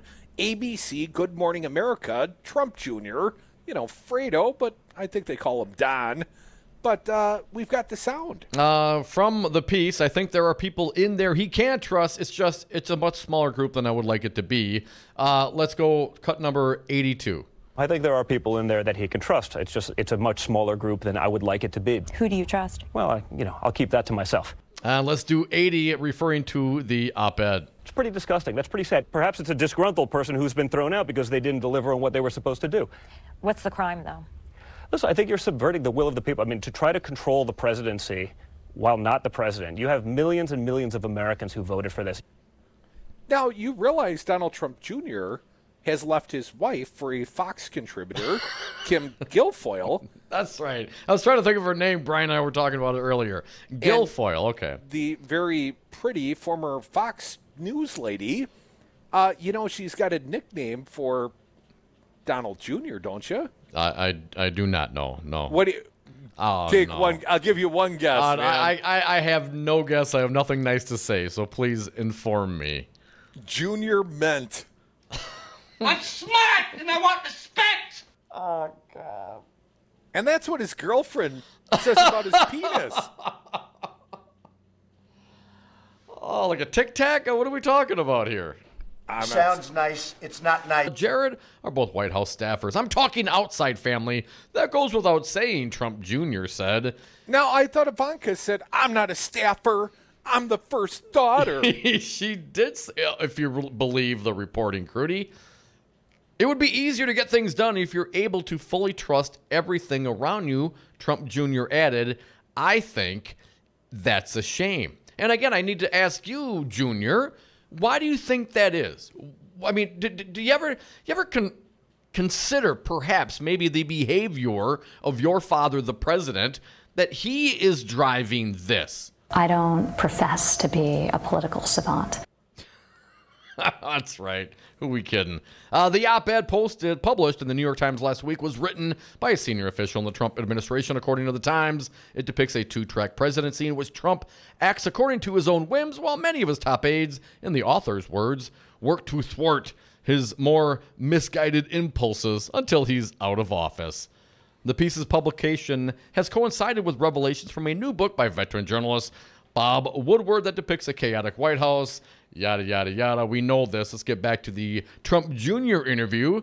Said he believes the op-ed was written by a low-level person and urged the Justice Department to investigate the author as his father has suggested. But again, what laws were broken, Mike? I mean, this is, and I'm not being flippant. I saw Sarah Huckabee Sanders get questioned about this. Apparently, at least according to her, a little bit illogical claim, Dom.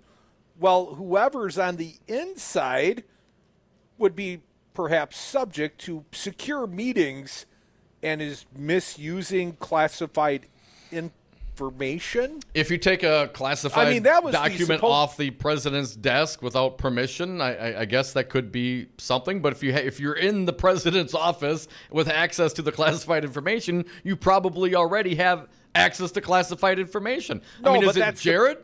That's the point. If someone is within the secured meeting, presumably, unless it's Jared, with a security access that permits them to be there, I guess the implication is they've misused their security clearance, Dom. I didn't make it up. That was That was Sarah Huckabee Colonel Sanders' answer from the podium. Yesterday they had to clean the podium a bit. It had been nearly 3 weeks since Sarah Huckabee Sanders had met with the press. Really? From the apparently very dirty, crusty podium in the White House press room. Have to dust it off. I've got a couple more cuts. Donald Jr. talking about going to jail. Are you scared? Cut 81. Are you scared that you could go to jail? I'm not, because I know what I did, and I'm not worried about any of that. That doesn't mean they won't try to create something. I mean, we've seen that happen with everything. What, we've seen that happen with everything. I mean, these kinds of statements, he talks just like his old man. Nobody's ever seen anything like it. We've seen it happen with everything. So everything, Junior, everything that's been, that your administration or your campaign, your father's campaign, has been accused of, the wrongdoing, the whatever, it's all made up? All of it? Because everything is everything. Dominic, let's just confine it to, let's say, a Trump Tower meeting. Right. With Fredo Jr., Jared Kushner, and Paul Manafort. Yeah. And Veselnitskaya, the Russian honeypot. And, of course, don't forget the promoter. Goldstone. But even Donald Trump has admitted the reason and the rationale for the meeting was to collect dirt on Hillary Clinton. And then the dirty backstabbing Ruskies wanted to talk about the Magnitsky Act, which is also about rolling back sanctions.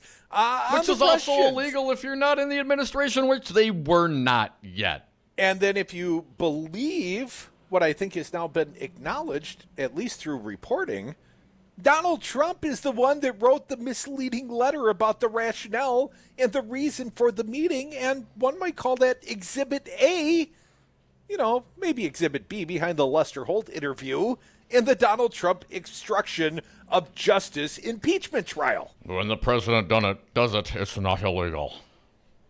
Let's keep telling yourself that. Do one more. Trump Jr., 83. Our people, the MAGA people, they have to turn up. They have to get out and vote. And I think we can break history. The MAGAs have to get out and vote, according to Jr. I don't doubt that, but I'm not sure where the motivation is for them. During the ABC interview, Trump Jr. said he believes the op-ed was written by a low-level person. Well, it could be him then. And he urged the Justice Department to investigate the author, as his father has suggested. This is a very low-level person who will throw their name on an op-ed and basically subvert the vote of the American people who elected my father to do this job. I thought that was the Electoral College, because Donald Trump did not win with a plurality of the vote of the American people. I read on from this ABC piece, Washington Post piece, asked whether he thinks, I guess I already read that. That'd be redundant. During the interview, Trump Jr.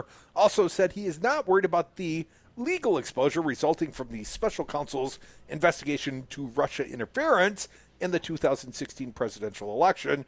No, my daddy's always bought me out of trouble historically. Not this time. Actually, I think we had this quote. I'm not, because I know what I did, and I'm not worried about it.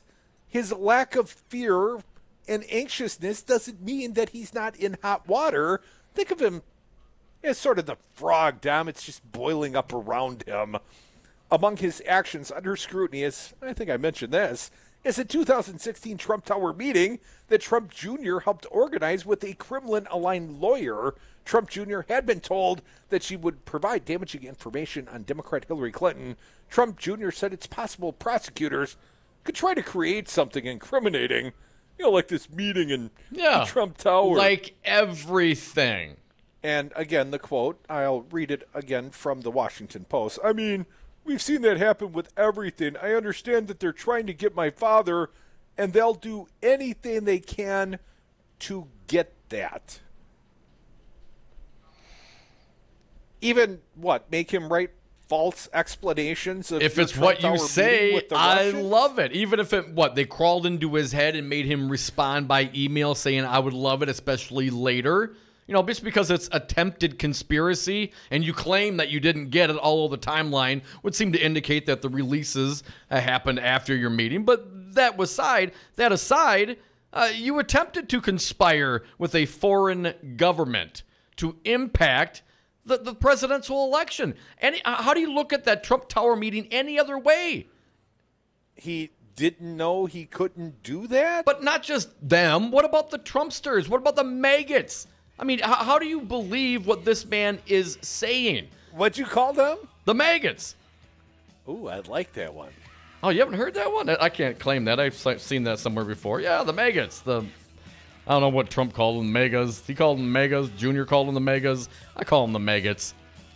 I think Junior actually called them the magas. And magas sounds a lot like maggot. I like that one, Dom. I might appropriate that one for my own use. Keep it. No attribution necessary. I'm just stealing it. Saw it on the That's web, a Crudyism from now on. Come back with us. Join us on the phones. 844-967-2789. Are we done with Trump trashing? No. We got to talk about this. The Walker bashing? No, not yet. We got one more segment here, Crudy. Of course, there is another hurricane coming towards the United States. The last one apparently went really well, just as Trump. Let's talk about that. Florence is going to hit Friday, 844-967-2789. We are the Devil's Advocates on Real Resistance Radio. I leave the politics to other people. I can handle things. I'm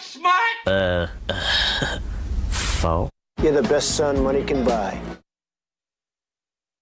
Have you outgrown your house? Are you sick of apartment living? Not ready to buy but know you need to move? Hi, folks. This is Tom Hartman for CCL Management in Middleton. You should consider moving up to one of the finer rental homes CCL Management represents. Unique houses and condos, always clean, most are pet friendly. Visit cclmanagement.com today to find your new home. CCL Management, Dane County's premier leasing and property management company. Call CCL Management at 833-0009. That's 833-0009. Or visit cclmanagement.com today.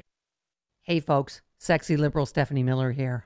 Most new Wisconsin jobs are in Dane County, it's true. Some of my listeners are relocating to Madison. Many already commute there. When asked where to turn for a trusted real estate team that understands Madison, I say the same thing. Solidarity Realty. They help you through the process and protect your consumer rights.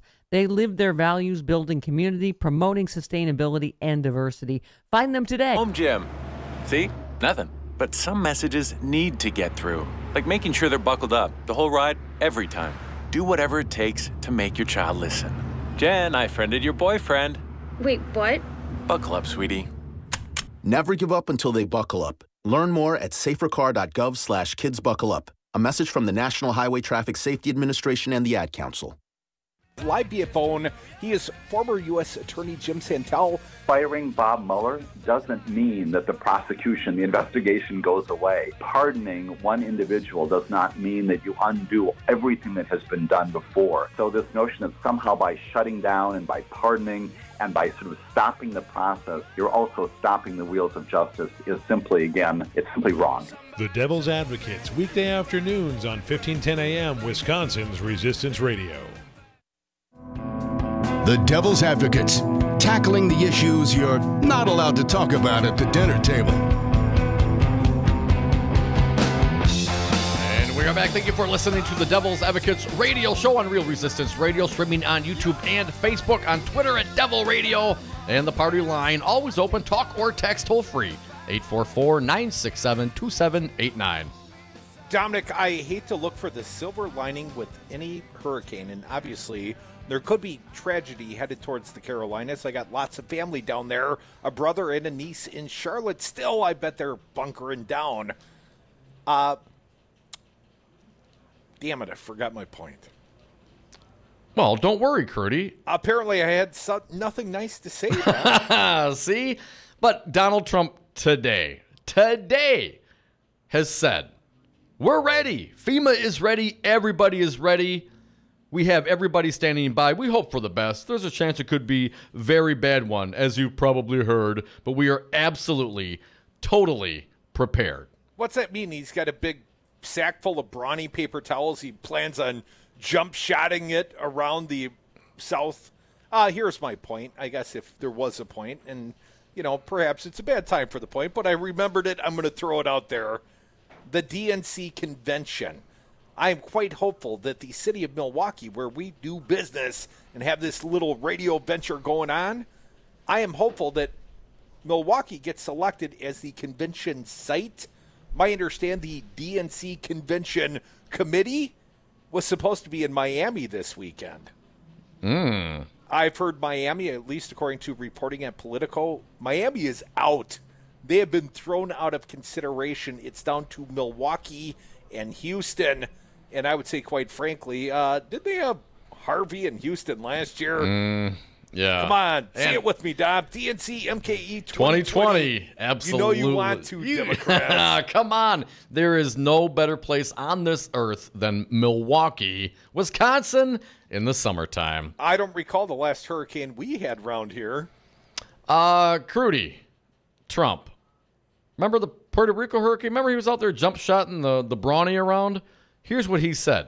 I actually think it was one of the best jobs that's ever been done with respect to what this is all about. Trump said today of the response in Puerto Rico, according to the Washington Post, suggesting it was made more difficult by the island nature of the storm site.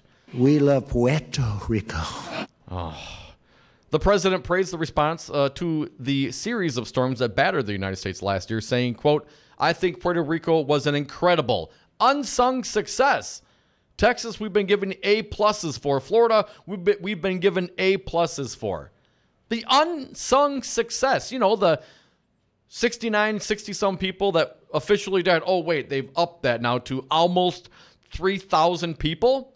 The president goes down there and tosses paper towels around like a D-bag? What? So the Hill reporting, again, very relevant today. Carmen Cruz, the mayor of San Juan, Puerto Rico, said in a recent interview that Puerto Ricans will never forget images of President Trump throwing paper towels to hurricane survivors last year. Here's a quote.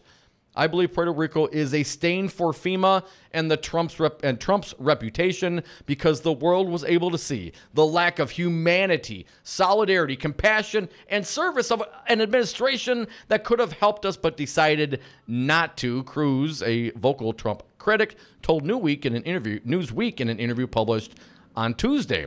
Racism and discrimination have nestled in the White House, and abuse against Latinos has found a powerful instrument in the president, she argued.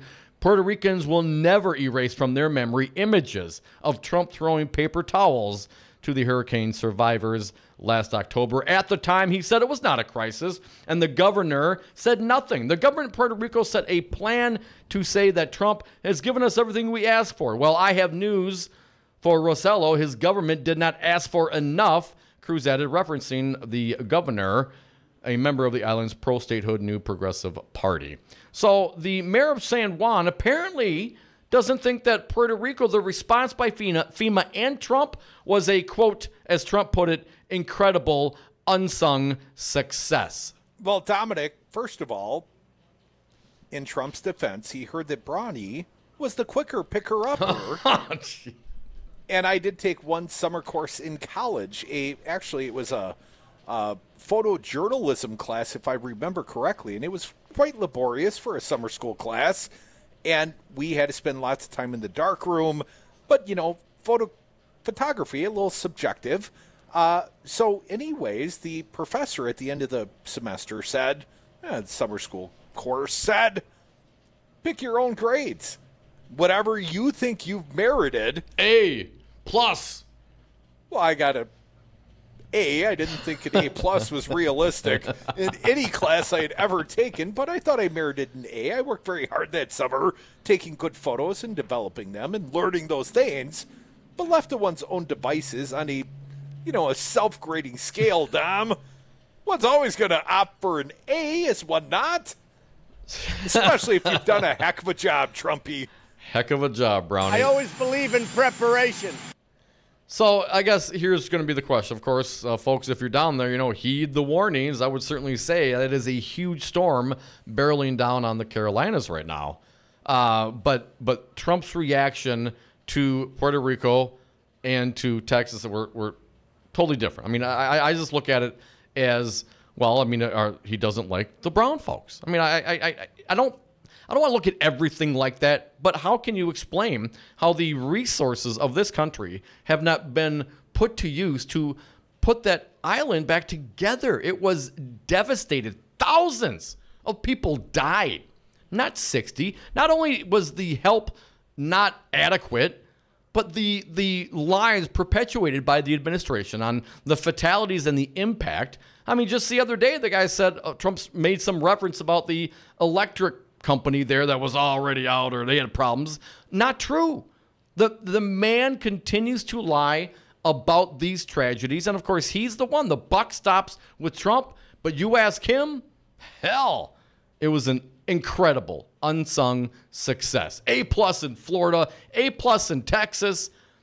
If you're a local in the Carolinas and on the East Coast somewhere, you better take your own life into your own hands, because if you're waiting for this administration to do anything, you're going to die.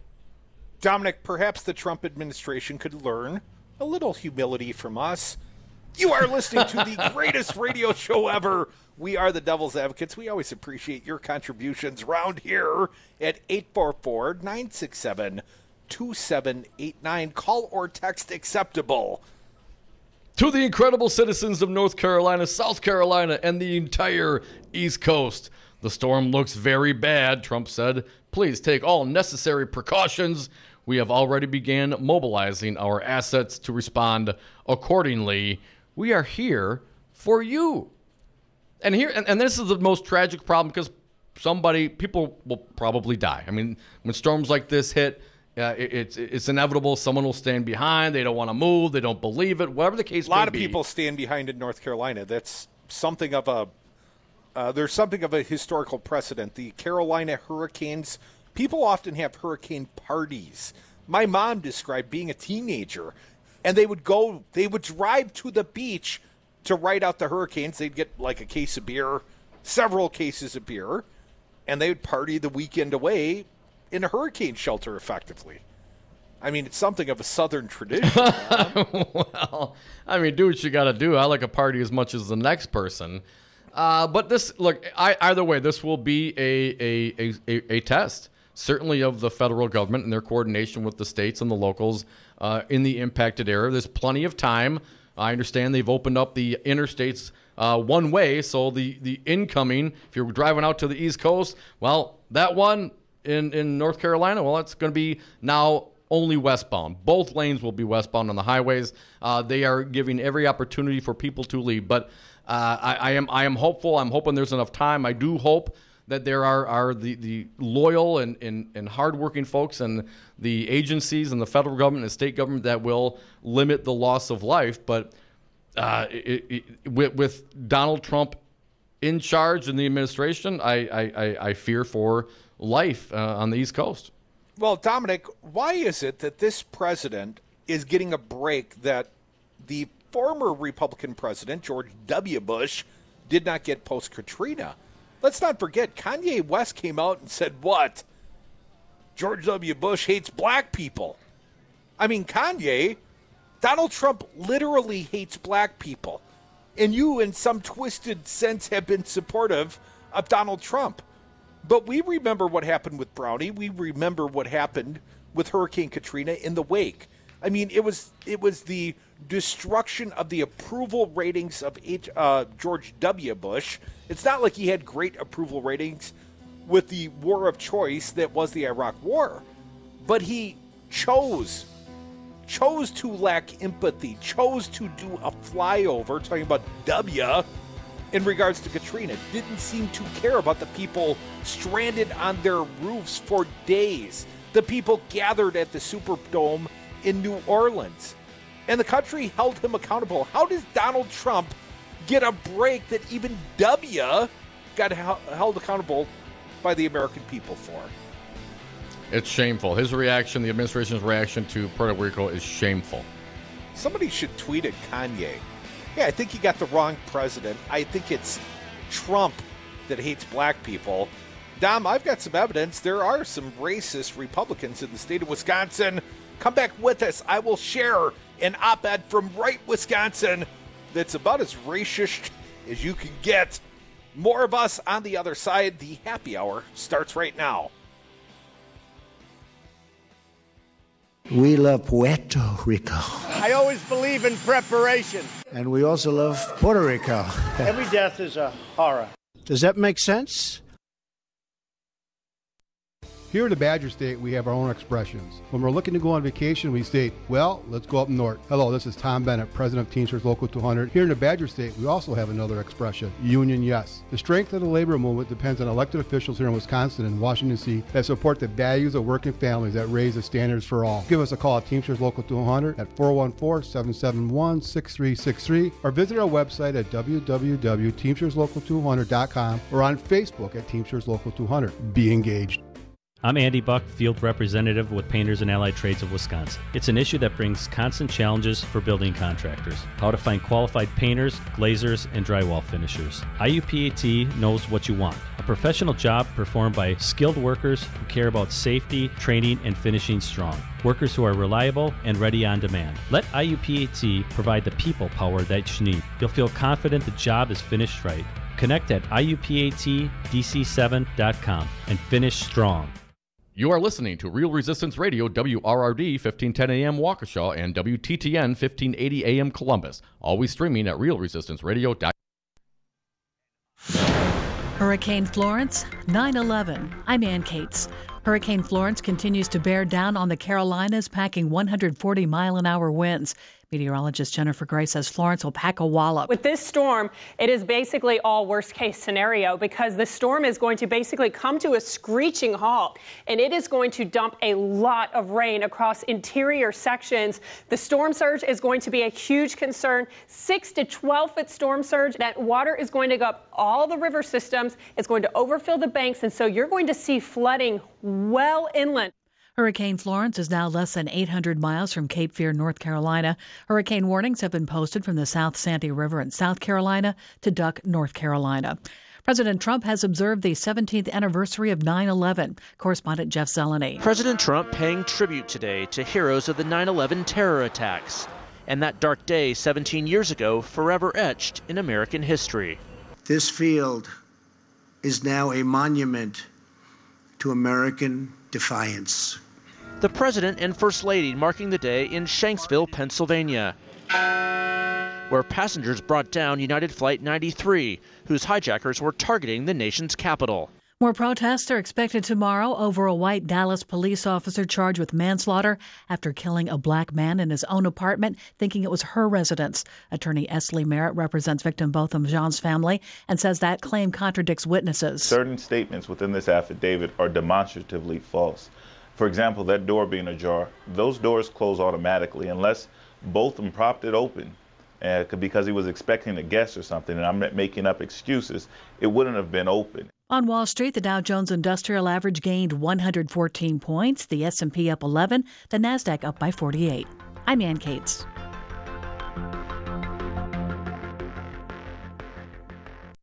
Brad Zog, owner of Zero Res Madison. Brad, why should people use Zero Res Madison? Why wouldn't you clean your carpets like this? We've got a patented system. We also do another step that most people don't do. We have a double rotating brush machine that we use when we pre-treat the carpet. So this helps dig up any of that stuff that's deeper in your carpet that the vacuum doesn't get. We're going to provide that intermediary step before we clean with our empowered water. Call Zero Res today, 608-848-9000. Zero Res. Spell it forward or backward. It's the right way to clean. Josh Call, the candidate for Wisconsin Attorney General. Do you think voter ID had a suppressive effect, not on 100 voters, but on thousands of voters and perhaps tipped the election to Donald Trump? This is an issue that came up at our trial. And first of all, I should thank you guys because we actually introduced into evidence the recording of you interviewing Dale Schultz, who was talking about the passage of the voter ID law. That was one of our pieces of evidence. I would have gotten away with it too if it wasn't for those meddling devil's advocates. Housing lender. Millions of elderly Americans are hooked on Xanax and other anti-anxiety medications. The study says 1 in every 4 low-income adults surveyed in Pennsylvania had become addicted to medicines that treat depression, anxiety, and sleep issues. Figures compiled by the University of Michigan show that 1 in 4 prescribed the class of drugs known as benzodiazepines, such as Xanax and Valium, never stop using them. The drugs are often recommended for short-term treatment among older adults because they're easily flushed from the body. Long-term use was most common among white patients who were 4 times more likely to become addicted. I'm Scott Carr. Britain's Prince William is launching a website to improve mental health in workplaces, as a new study warns that 48% of UK employees are suffering on the job. Of those who have experienced mental health issues at the office, only half have told their employer. The Mental Health at Work site offers numerous resources. I'm Ann Cates.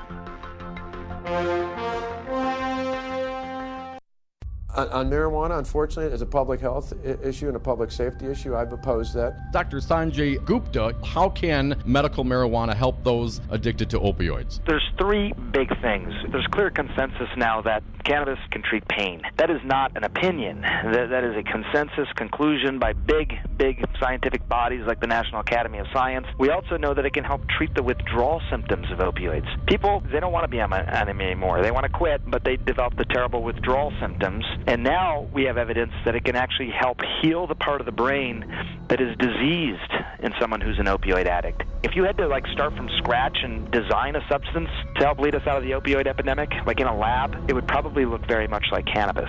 Call Governor Scott Walker at 608-266-1212. Tell him good people do smoke marijuana. This message was paid for by the People for People Corporation.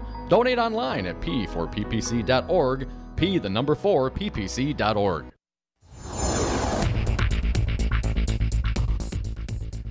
For Real Resistance Radio, my name is Keith Gosted. Despite massive cuts in education funding since he became governor, Scott Walker is now blaming Tony Evers for the achievement gap between black and white students in Wisconsin schools. Wisconsin has long had one of the largest achievement gaps in the entire nation. In their defense, Evers and the Department of Public Instruction say Walker has rejected more than a dozen budget proposals since 2013 that sought to improve performance among African American students.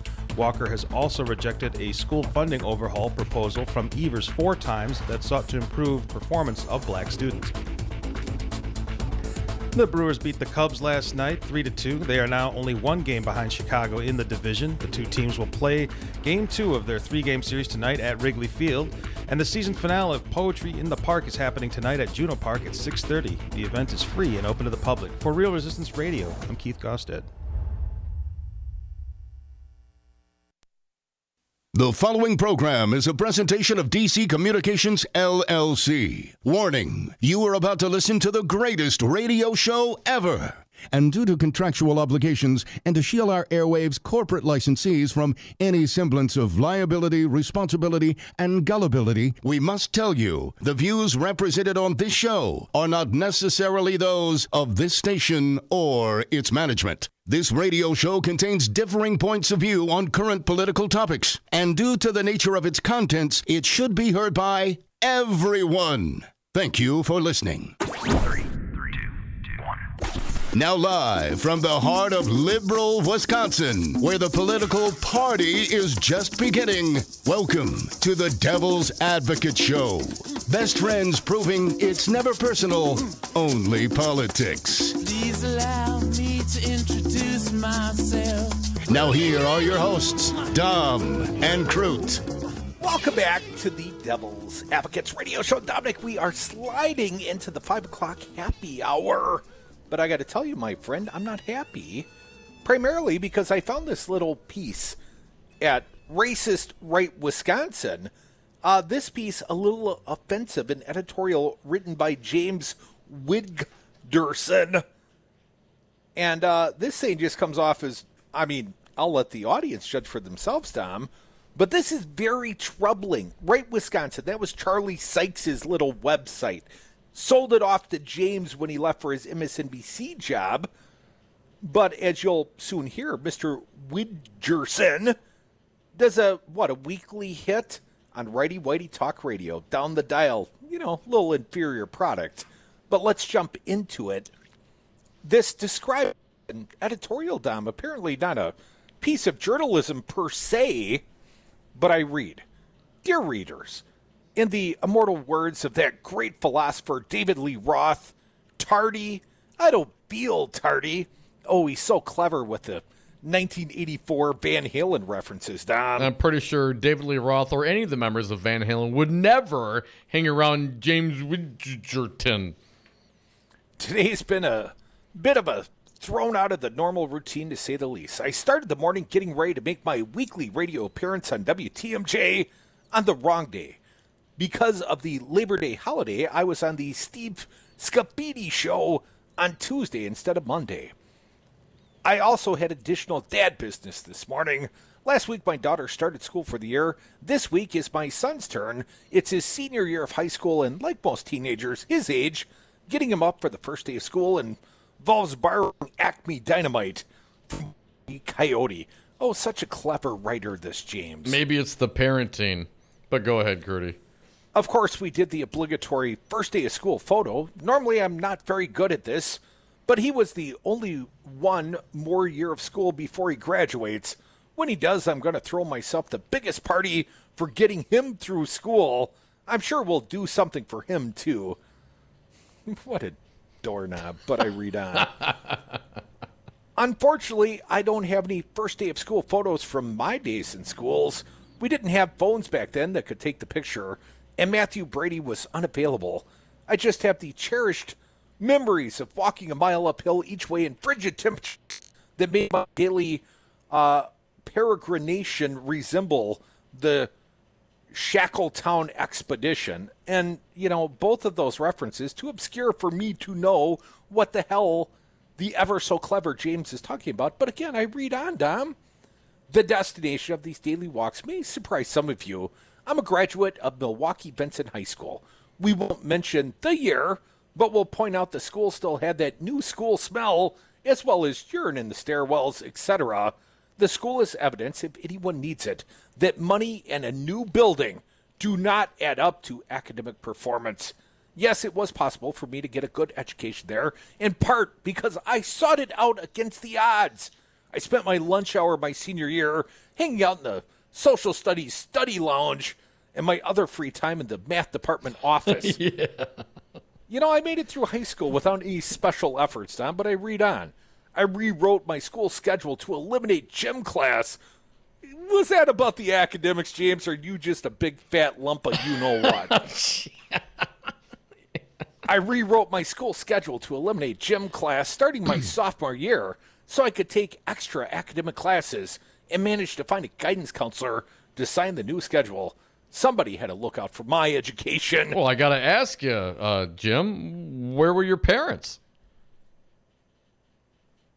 Excellent question, my little buddy. The school has only gotten worse since my days there.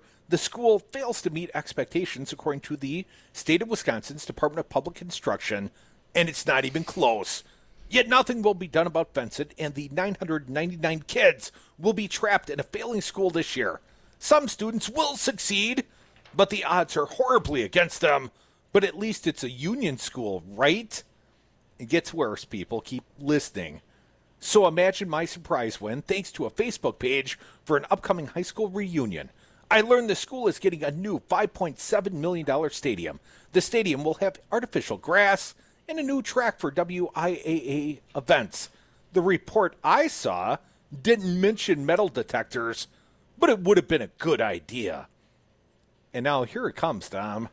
The new stadium is part of an $11 million improvement in athletic facilities for Milwaukee Public Schools, MPS. Presumably, so the little convicts can have the best facilities before being sent to the penitentiary. I don't feel dirty. What? Say that. Yeah, he wrote that, Dom. Let me find this. You here. read it once for the sake of the audience. If you'd be so kind. The new stadium is part of an $11 million improvement in athletic facilities for Milwaukee Public Schools, presumably so the little convicts can have the best facilities before being sent to the penitentiary. Wow. I'll just bring it home here, crew. So, the next time someone tells you that MPS needs more money, remind them that more money does not mean a better academic performance. If they ask for evidence, ask them if $5.7 million could be better spent than on a new stadium for a failing school. And then ask them if students would be better off with a new track instead of shutting down the school entirely. The little convicts, Crudy. At least the artificial turf matches the artificial concern of Wisconsin's Democrats, including gubernatorial candidate Tony Evers, for the well-being of MPS students. Perhaps the new scoreboard can flash the number of kids being pushed through the system without learning anything, not that any of the students will be able to read it. He's an asshole, sir. James Widerson, the editor of Racist, Right Wisconsin. Apparently this guy has a weekly platform on Righty Whitey Talk Radio. I wonder what they talk about. Well, I'm sure they talk about all the little convicts that are attending MPS, because that's what they think. Now, what about the, setting aside the blatant racism of this piece, Tom, and understanding that this is a guy that, got a pass to skip gym class his last 3 years in high school. How does that happen? I'm sure James excelled at the athletic pursuits. So what? He's taking out his own lack of physical activity, his own awkwardness, both on the track and probably with the women, I suspect.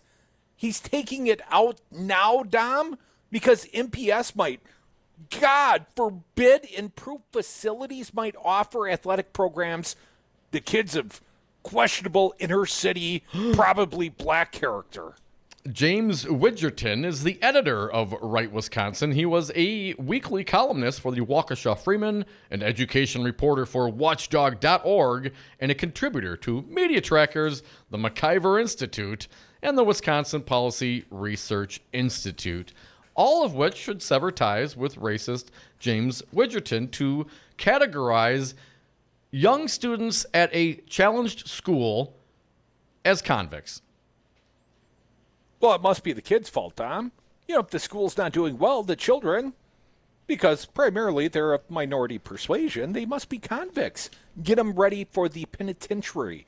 And when I hear someone like Senator Lena Taylor talking about the school-to-prison pipeline, and I hear the Republicans say, pshaw, aren't they effectively encouraging this thought process that, school is just a place of incarceration before we can send them off to the real place of incarceration?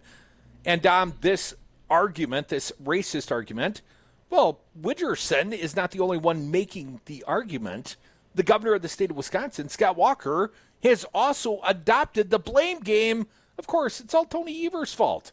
Crudy, briefly, MPS has responded, according to the Journal Sentinel Online, Anissa Johnson and Daniel Bice.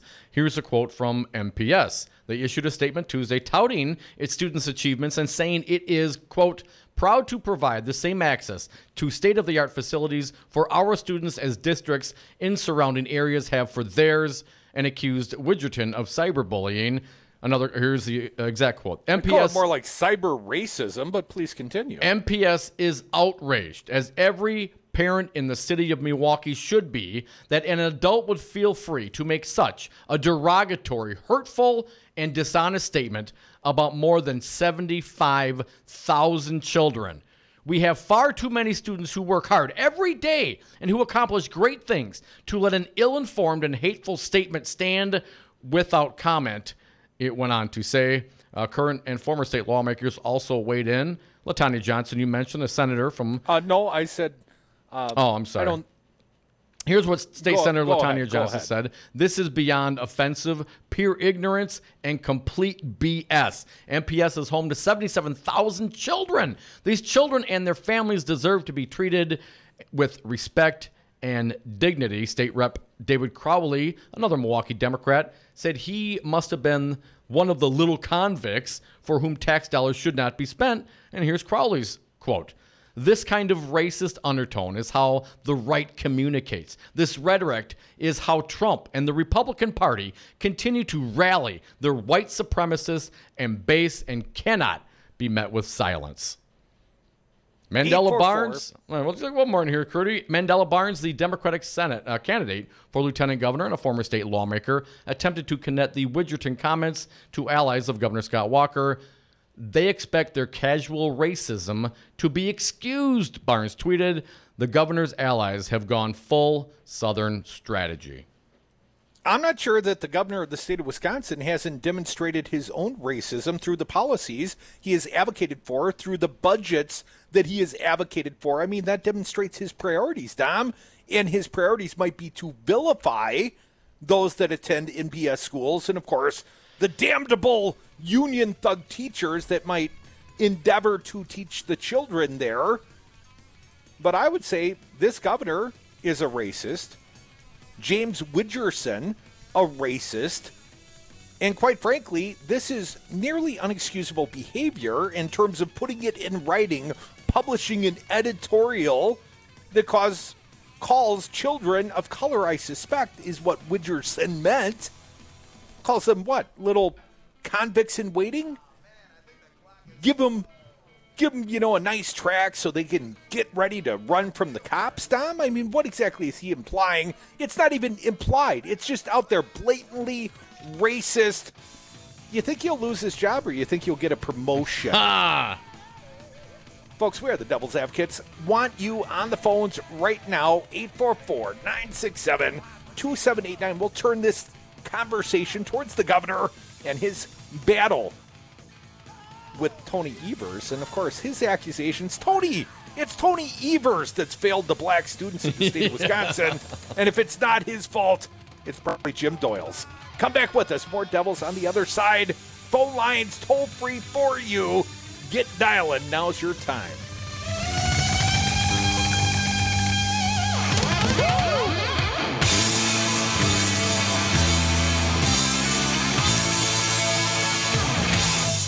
I am not a racist.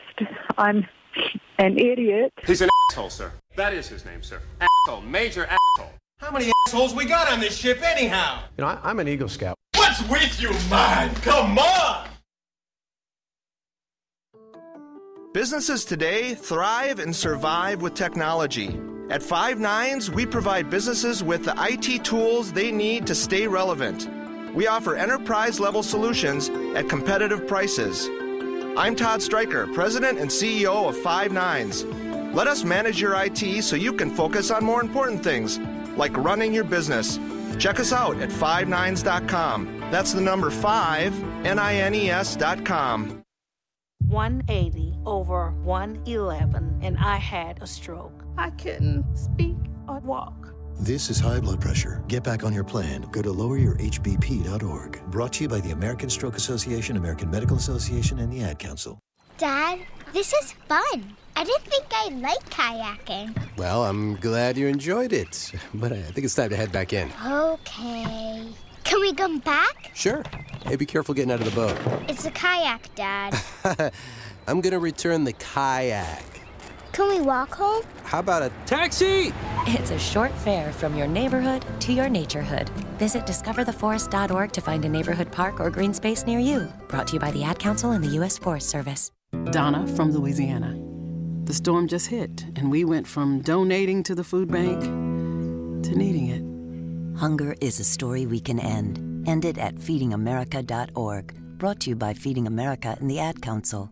The Devil's Advocates. Tom Perez, chair of the Democratic National Committee. Scott Walker went on something of a Twitter storm, very Trumpian. What do you think this foretells for Scott Walker's future as the governor of the state of Wisconsin? Wisconsinites have woken up. He talked about we need an optimistic message. How can you make people feel optimistic when you take away their health care? How can you make people optimistic when you take away the right to bargain? How can you make people feel optimistic when you're gerrymandering the heck out of districts? Radio for the 99%. The Devil's Advocates, making radio great again.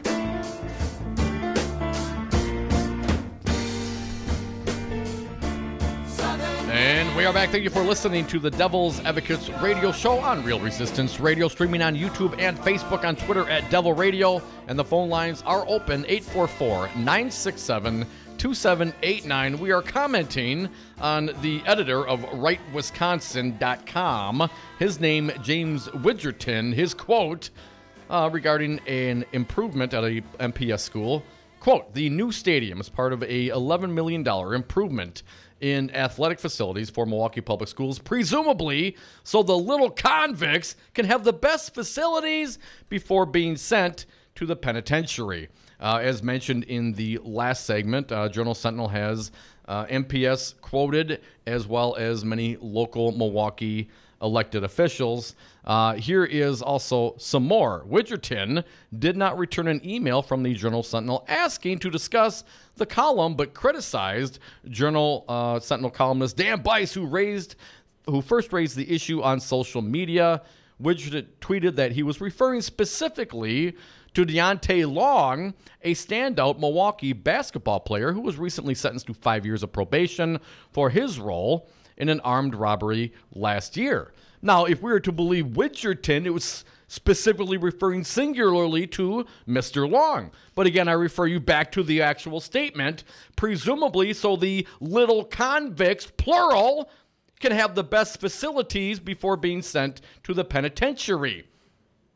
Singular, plural. Maybe if you studied English, Mr. Widgerton, you would know the difference. I don't buy it for a minute. Jake from Milwaukee, you're up. What do you think he was learning when he skipped all those gym classes for social studies study hall?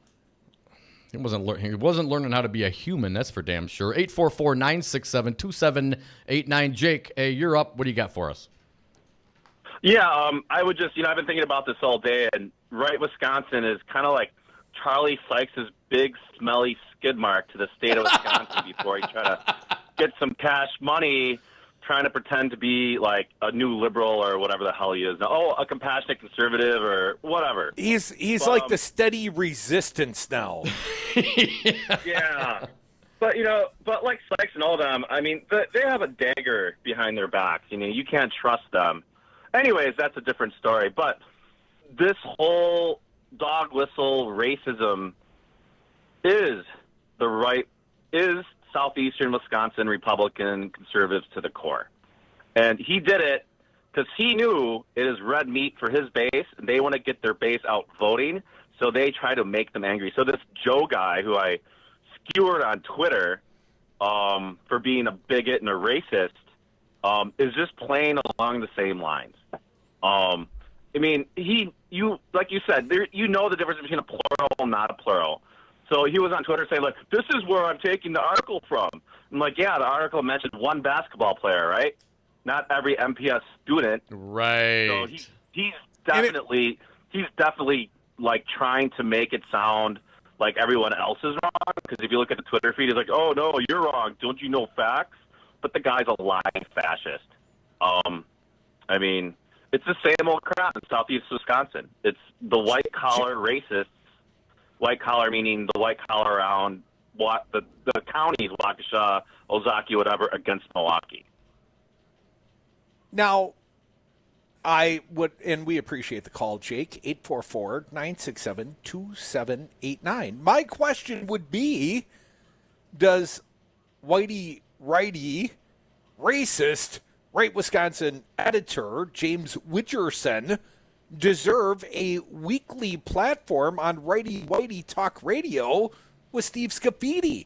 Do you think that will get pulled off? I mean, my understanding that station soon to change ownership.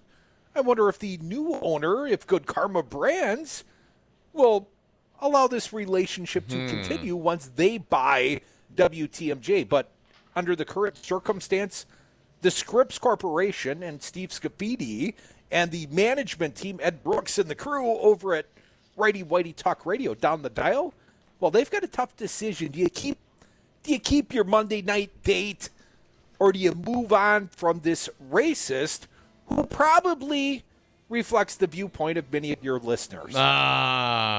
Presumably, so the little convicts can have the best facilities before being sent to the penitentiary. Yep. He's already backpedaling, but he said it. And I know he means it. And I agree with you, Curdy. A lot of folks that read that and listen to him, they agree. They go along with it. They don't challenge it. They think it's okay. And that's what they think of Milwaukee. That's what they think of MPS. That's what they think of 77,000 students in this school district. Do you know this piece first published on September 5th? Yeah, last week. That means it sat out there for 6 days before Daniel Bice took note of it. But the normal readers of the racist Right Wisconsin, apparently no one raised any objections to this blatantly racist post. They had no objections to James Widgerson's, it's not even dog whistle. It's just right out there racist. Come back with us. We are the Devil's Advocates. You can always join us on the phones toll free at 844-967-2789.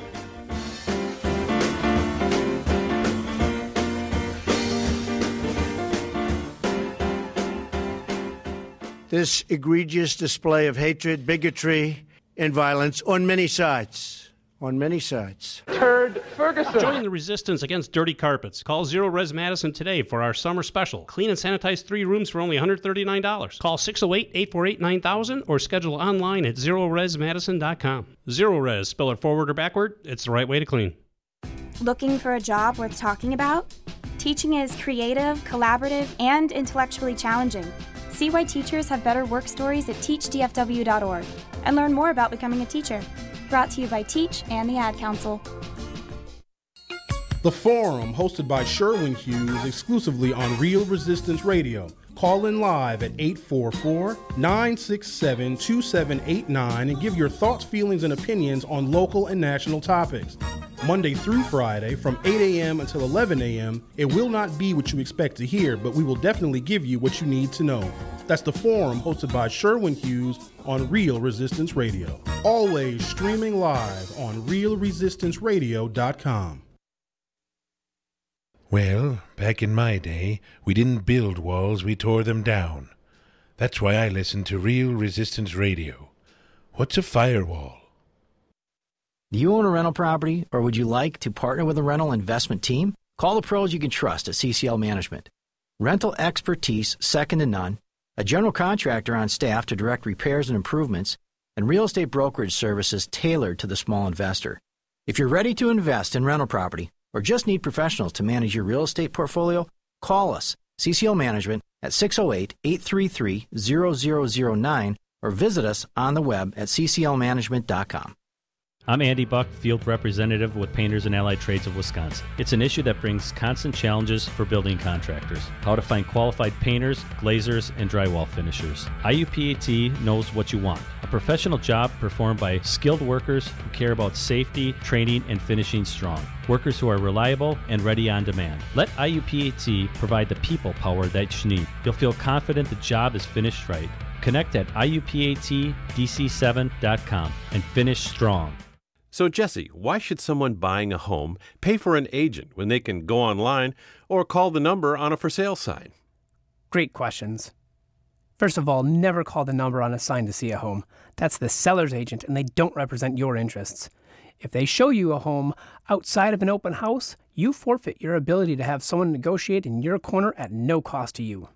Well, with interest rates still at historic lows, how can buyers still get a great deal and protect their rights? Step 1, find a buyer's agent that you trust. Your agent will best find the home that fits your needs, anticipate problems, and negotiate on your behalf from offer through closing day. And most home listing contracts stipulate that the seller's agent pays for the buyer's commission. Solidarity Realty. They're real, they're solid, they're honest. Whether buying or selling in Madison or Dane County, call Solidarity Realty, 608-284-9311, or find them at solidarityrealty.com.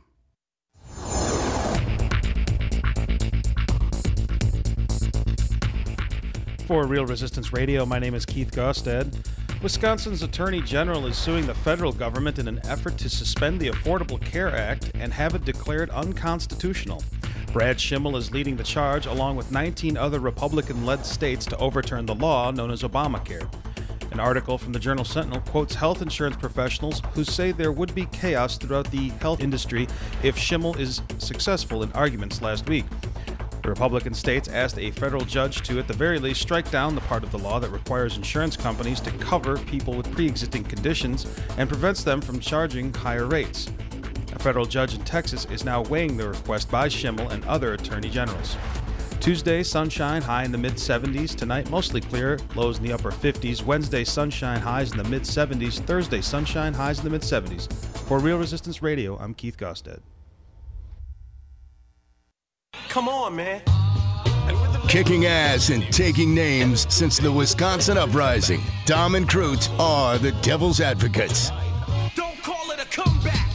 I've been here for years. Welcome back to the Devil's Advocates radio show in the midst of the happy hour. Going to the phone lines in just a moment, 844-967-2789. But proper attribution and credit, where proper attribution and credit is due. Jeff Simpson, a blogger, tweeted out at us and also sent us a little bit of evidence, Dom. His article published Friday, September 7th, and apparently tweeted at Dan Bice. Dan Bice, not the original source of this information. Well done, sir. Jeff Simpson, who I bumped into over the weekend, apparently tweeted this out first. His version of it, White Power Widgerson. And it's accompanied by a fine photo of the, let's call him plump and stout. Like he never took a gym class after freshman year. Like he skipped a lot of recesses, but never skipped a buffet. James Widgerson standing shoulder to shoulder with Governor Scott Walker. Ah, yes. Gracious birds of a feather, they flock together. Let's get to the phones, Dom. 844-967-2789. What are your thoughts? Let's go to Gary from Sussex. Hey, Gary, thanks for calling. Happy Tuesday. What do you think? It's nice to talk to you, and Mike also. Thanks for taking my call. Yeah. I just got a quick question. Stormy Daniels, she was supposedly paid $150,000 or whatever by Donald Trump. The thing is this. If she really got the money, then obviously she must declared it on her income tax, correct? Maybe. I don't know. Maybe. How come the IRS doesn't go into it and check to see if she's not paying What does taxes this on have it? to do with the price of tea in China, Gary? It's the president who was elected to the higher office. It's the president that refuses to release his taxes. And the conversation of the moment, sir, is the racist Right Wisconsin editor, James Widgerson. So why are we talking about Stormy? I don't know. It's just a thought that I had when I was just sitting there driving home from my work. I was just wondering if she ever got paid, if she paid taxes on it, and if the government is going to go look into her. You know, I mean, this is top news. Wouldn't you think that Donald Trump would be sicking the IRS after her? Well, if Donald Trump could sick the IRS, put her on the top of his enemies list, very Nixonian, Gary. I suspect that it's not the first time that thought has crossed his mind. I don't think your suggestion has gone unheeded. But come on, man.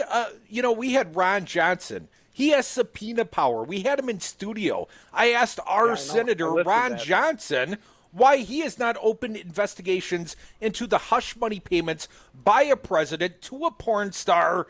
And his answer is, I see nothing. Literally, sir, he gave us the Sergeant Schultz response. If you wanted answers to questions like this, like did Stormy pay taxes on the hush money payment that came from the president through the fixer Michael Cohen? Well, why not ask your Senator Ron Johnson to use his subpoena power and hold hearings on the topic? You guys didn't. You know what? I sat there and I listened to the whole conversation. It was like, what is it, an hour and a half or something like that. You guys treated him well, just like you treat me. When we're normal, but hang on, Gary. Before you go, I want to get your opinion on the topic at hand. Gary from Sussex, a conservative caller to this fine program. The quote by James Widgerton from Right Wisconsin. Quote, the new stadium, part of an $11 million improvement in athletic facilities for Milwaukee Public Schools, presumably so the little convicts can have the best facilities before being sent to the penitentiary. What are your thoughts on the statement of James Widgerton? First of all, I cannot make a statement on that because I didn't hear about it. I heard you guys talking about it before. I just got in my truck about 15 minutes ago. But you're talking about making it really nice facilities for the guys before they go into the prison using all this money. Is that what it was?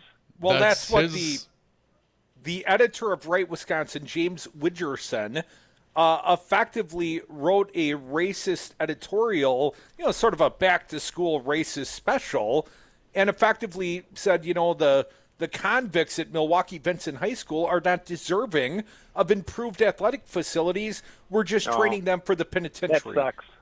That sucks. Well, does he deserve a platform on Righty Whitey Talk Radio down the dial? Talking about Widgerson, he gets a weekly platform on Scaffidi's show. Yeah, but that's not right. I don't agree with that. His statement at all. I thought it was terrible. Now I don't know. I'm just going by what I. No, sure. We posted on our Facebook page, Gary. If you get a chance, go check it out. Read it for yourself, man. It's quite stunning. It's certainly disappointing and way to. Yeah. It's just totally uncalled for, and he's being called out in the Journal Sentinel by MPS and by of course Democrats. By Democrats. But where are the Republicans? I mean, Gary, I appreciate you saying that, but I'm waiting to hear Scott Walker, perhaps some Republicans who serve in these areas who might have districts that are in MPS. Maybe they have something to say about it. Well, I'm glad you guys bring this stuff up. I was talking to 3 of my friends today, and I told them to start listening to you guys at between 3 and 6 and 15:10 a.m. I said, you guys are fair. I said, what I like about you guys is this. And the reason I call, I listen all the time, but the reason I call is because you treat me with respect, and I treat you with respect too.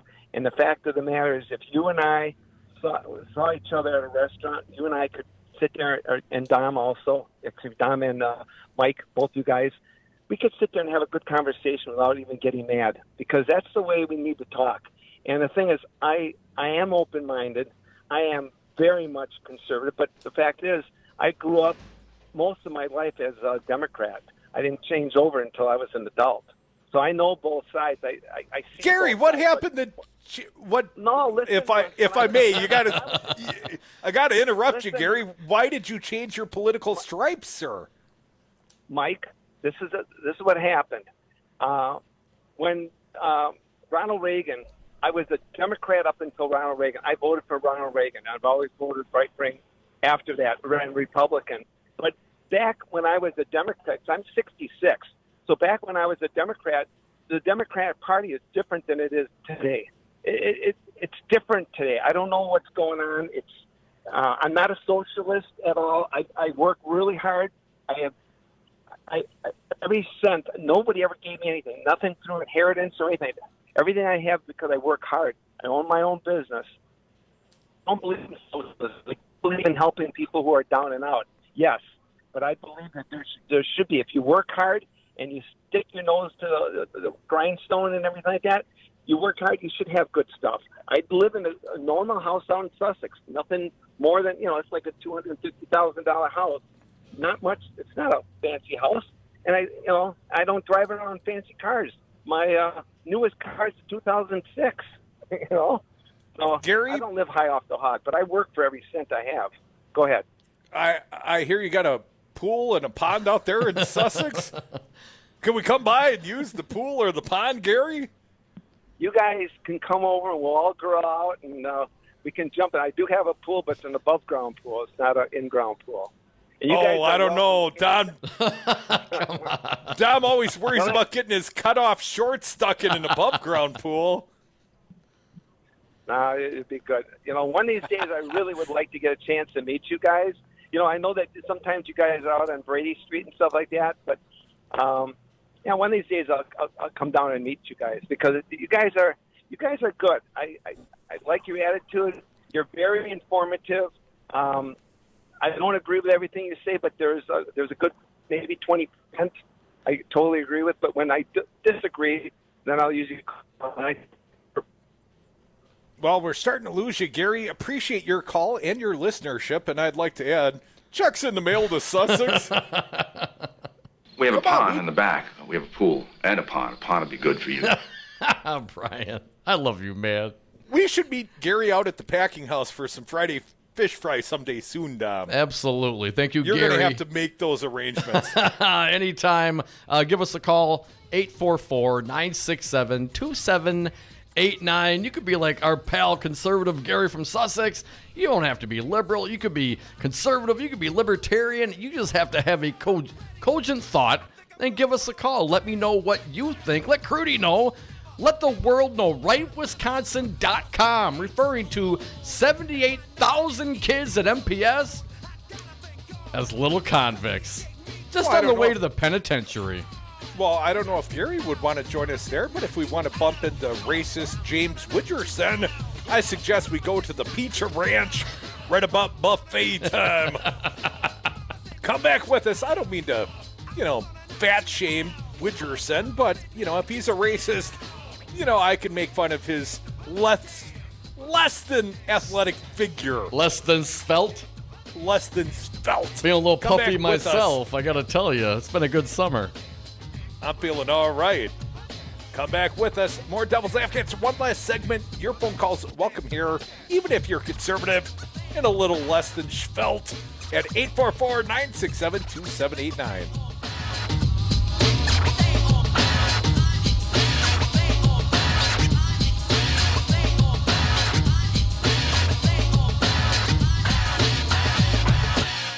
Gary. Who's Gary? My party is going bat crazy. The American dream is dead. Hi, Resistance Radio listeners. This is Kim Schrader, the president of the Milwaukee Teachers Education Association. We are the 4,600 educators who make Milwaukee's public education system possible. MTA members are the guardians of public education because every single day we are fighting to strengthen and protect public schools our students deserve. MTA educators are leading the fight in Milwaukee public schools for smaller class sizes, more recess, physical education, art, and music opportunities for every child in MPS. MTA educators are the champions for healthier school meals, positive discipline practices, equitable schools, and schools that partner with parents. MTA members are the guardians of public education, and we are proud to teach all children, regardless of their zip code. To learn more, follow us on Facebook at the Milwaukee Teachers Education Association. All workers benefit from unions, as unions create the highest standard in wages, health and welfare, retirement security, and workplace protections. Hello, this is Tom Bennett, President of Teamsters General Local 200. Your voice is your strength. The ability to build a stronger and better tomorrow begins today. Teamster Local 200 represents workers in numerous industries, and our team is ready to sit down with you and your co-workers to build your unified team. Call Teamsters Local 200 at 414-771-6363 or visit us on Facebook or www.teamsterslocal200.com. Have a drink at Regano's Roman Coin. This neighborhood corner tavern is as classic as the street it occupies. Family owned and operated since 1966, Regano's Roman Coin is located in a former Pabst Tide House on historic Brady Street, serving an array of craft beers with a focus on Wisconsin breweries. Also, weekly drink specials, trivia on Wednesdays, seasonal sporting events, parties hosted for all occasions, and pet friendly. Open 11 a.m. Tuesday through Friday, 10 a.m. Saturday and Sunday, closed on Monday. Regano's Roman Coin, Milwaukee's pet friendly, cash only order and classic corner tavern.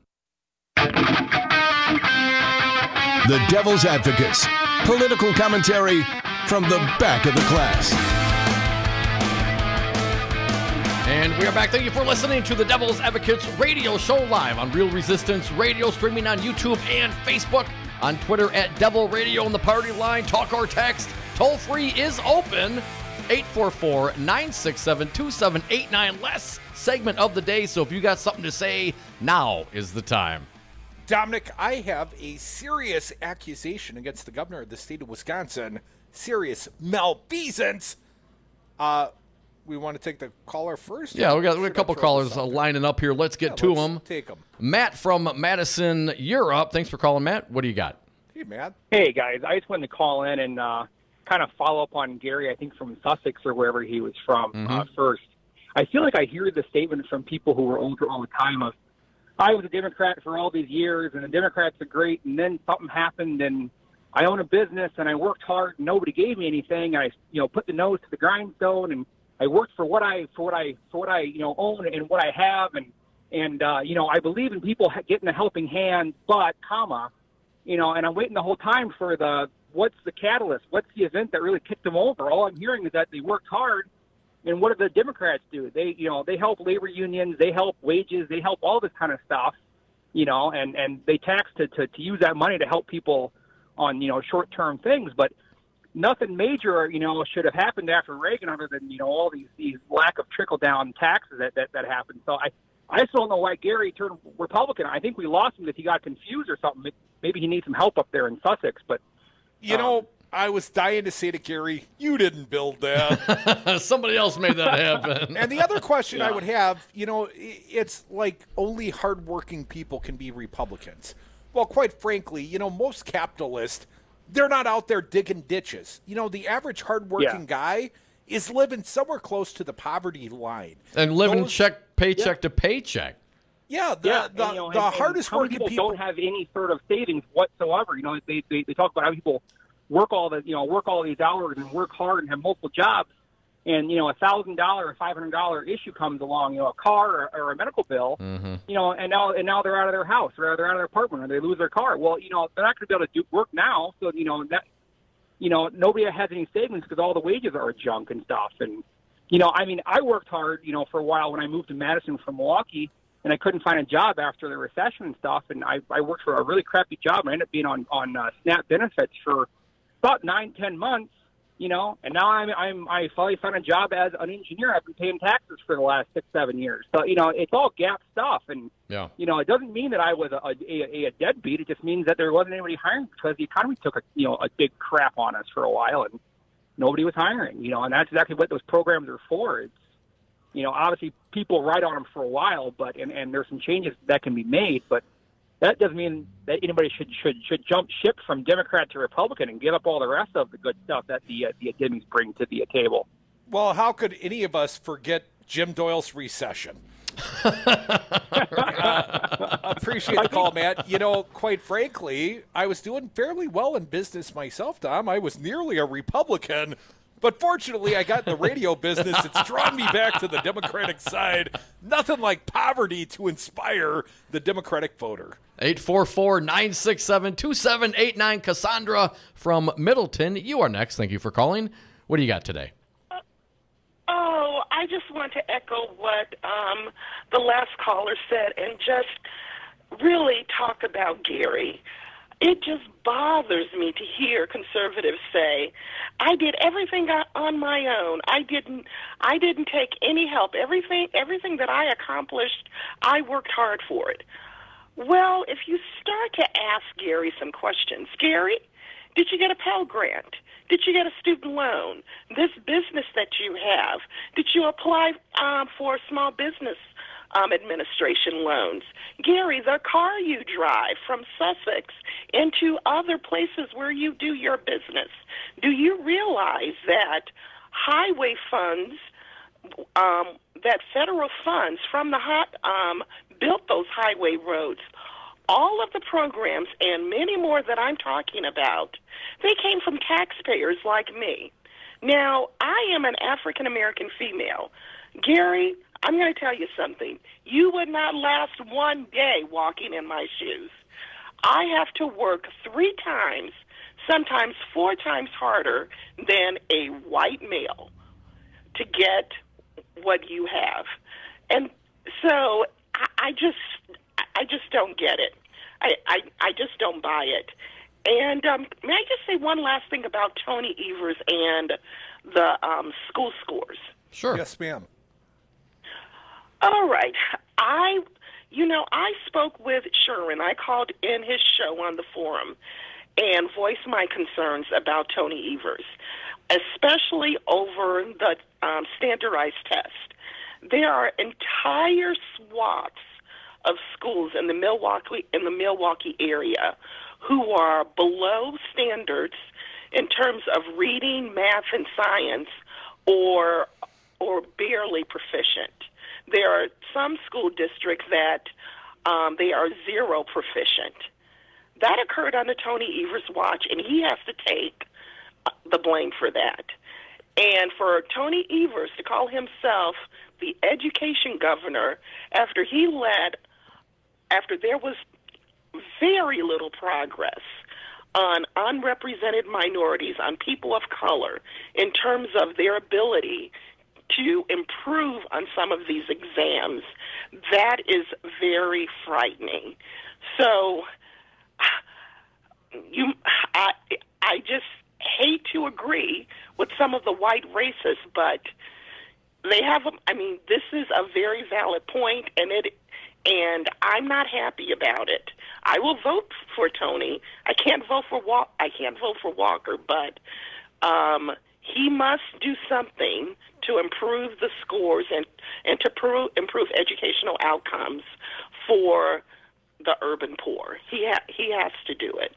Well, Cassandra. All right, guys. Hey, thank you for the call, Cassandra. And Cassandra, perhaps this response from Tony Evers will put a grin on your face. According to Molly Beck, State Superintendent Tony Evers is proposing sending millions of dollars more to the state's largest school district to help reduce the massive gaps in academic achievement between the district's students of color and their white counterparts. Democrat Evers is challenging the Republican Governor Scott Walker's bid for a 3rd term in a race that has been focused on the 2 state officials' record on educational issues, including whether either have done enough to improve the state's poor rate at which black students keep pace in the classroom. One target of Evers' plan is Milwaukee Public Schools, where about 80% of the 76,000 students are black and Hispanic and live in low-income households. Few districts in Wisconsin report worse academic performance than Milwaukee, where more than half the district schools are rated as meeting few or no expectations on the state report card. Walker previously said he would, by late summer or fall, be making recommendations for Milwaukee schools, but on Tuesday, his campaign could not say if Walker still planned to do so. Under a plan released this week, Evers' Department of Public Instructions would, in the next state budget, devote $13 million to programs designed to address struggling students' performance in the classrooms of Green Bay, Kenosha, Madison, Milwaukee, and Racine, including $5 million in grants to expand summer school offerings, $1.5 million set aside to provide $15,000 for each national board certified teacher who teaches in the 5 school districts, $500,000 to expand principal training in urban settings for each of the 5 districts, $5 million in new funding to provide kindergarten for 3-year-olds in the 5 school districts, and $1 million for a 2-year project in each school district community to work with healthcare providers around childhood trauma and with housing agencies to stabilize living situations for children while improving staff-to-child ratios in childcare and educational settings. Now, I think it is going to be a difficult contrast for Tony Evers, who obviously has been the superintendent, Department of Public Instruction, while Scott Walker has been the governor. And when Tony Evers tries to point at Scott Walker and say, well, look at these bad outcomes on your watch, well, Scott Walker turns around and points at Tony Evers and says, well, these bad outcomes happened on your watch as well. Listen, I hear what you're saying. But who gets to set the budget and the priorities? Right, that's what I'm saying, man. I mean, at the end of the day, whoever, let's take the names out of it. Whoever's the superintendent, they're under the thumb of the governor because the governor signs the budget. Period. 844-967-2789. Let's get one more caller in before we run out of time. Joel from Stevens Point, you're up. What do you got today? Hey, Joe. Hey, guys. Less than svelte. I laughed for 5 minutes straight on that line. That was so funny. And I'd like to use that one. But, hey, you know what? Again, I got to say this. The top 20 manufacturing cities broke for Trump. So this is the death of neoliberalism. It's going away. It started with the Reagan Revolution, and Gary's a great guy, but it's that kind of mangled logic of what they think about how they fit into the economy. But NAFTA, it wasn't possible unless Bill Clinton did it. I'll just remind you that they took $40 an hour jobs and they turned them into $2.33. That's what they make in Mexico today. So that's kind of the crime is that, and it never paid out. But a lot of the Democrats are just sellouts, and that's what's changing. So, anyways, great show today, you guys, and I always appreciate the work you do. All right, thanks, Joe. Appreciate it. The hardest working radio show ever. We thank all the people that listened today, especially those that contributed their opinions. We'll do it again for you tomorrow. I'll be back in Milwaukee with you today in the broadcast bunker, Dom. Ultimately, I've got lots of thoughts on this topic. We're out of time. I know. So people are going to have to tune in tomorrow. But Gary said to us today, what, the Democratic Party changed? Well, Gary, I would say look in the mirror. You can't tell me that the Republican Party has not taken a turn for the worse, especially right here in the state of Wisconsin. Just go ask, James Widgerson over at Wright, Wisconsin. He's the guy wearing the sheets, burning the cross in the yard. Have a great day, everyone.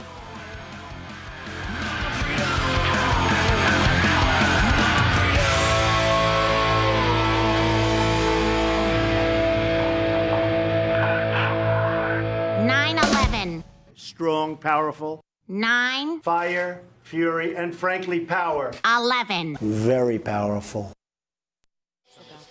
Ever worry that the anonymous millionaires are setting the agenda for our community with little or no accountability?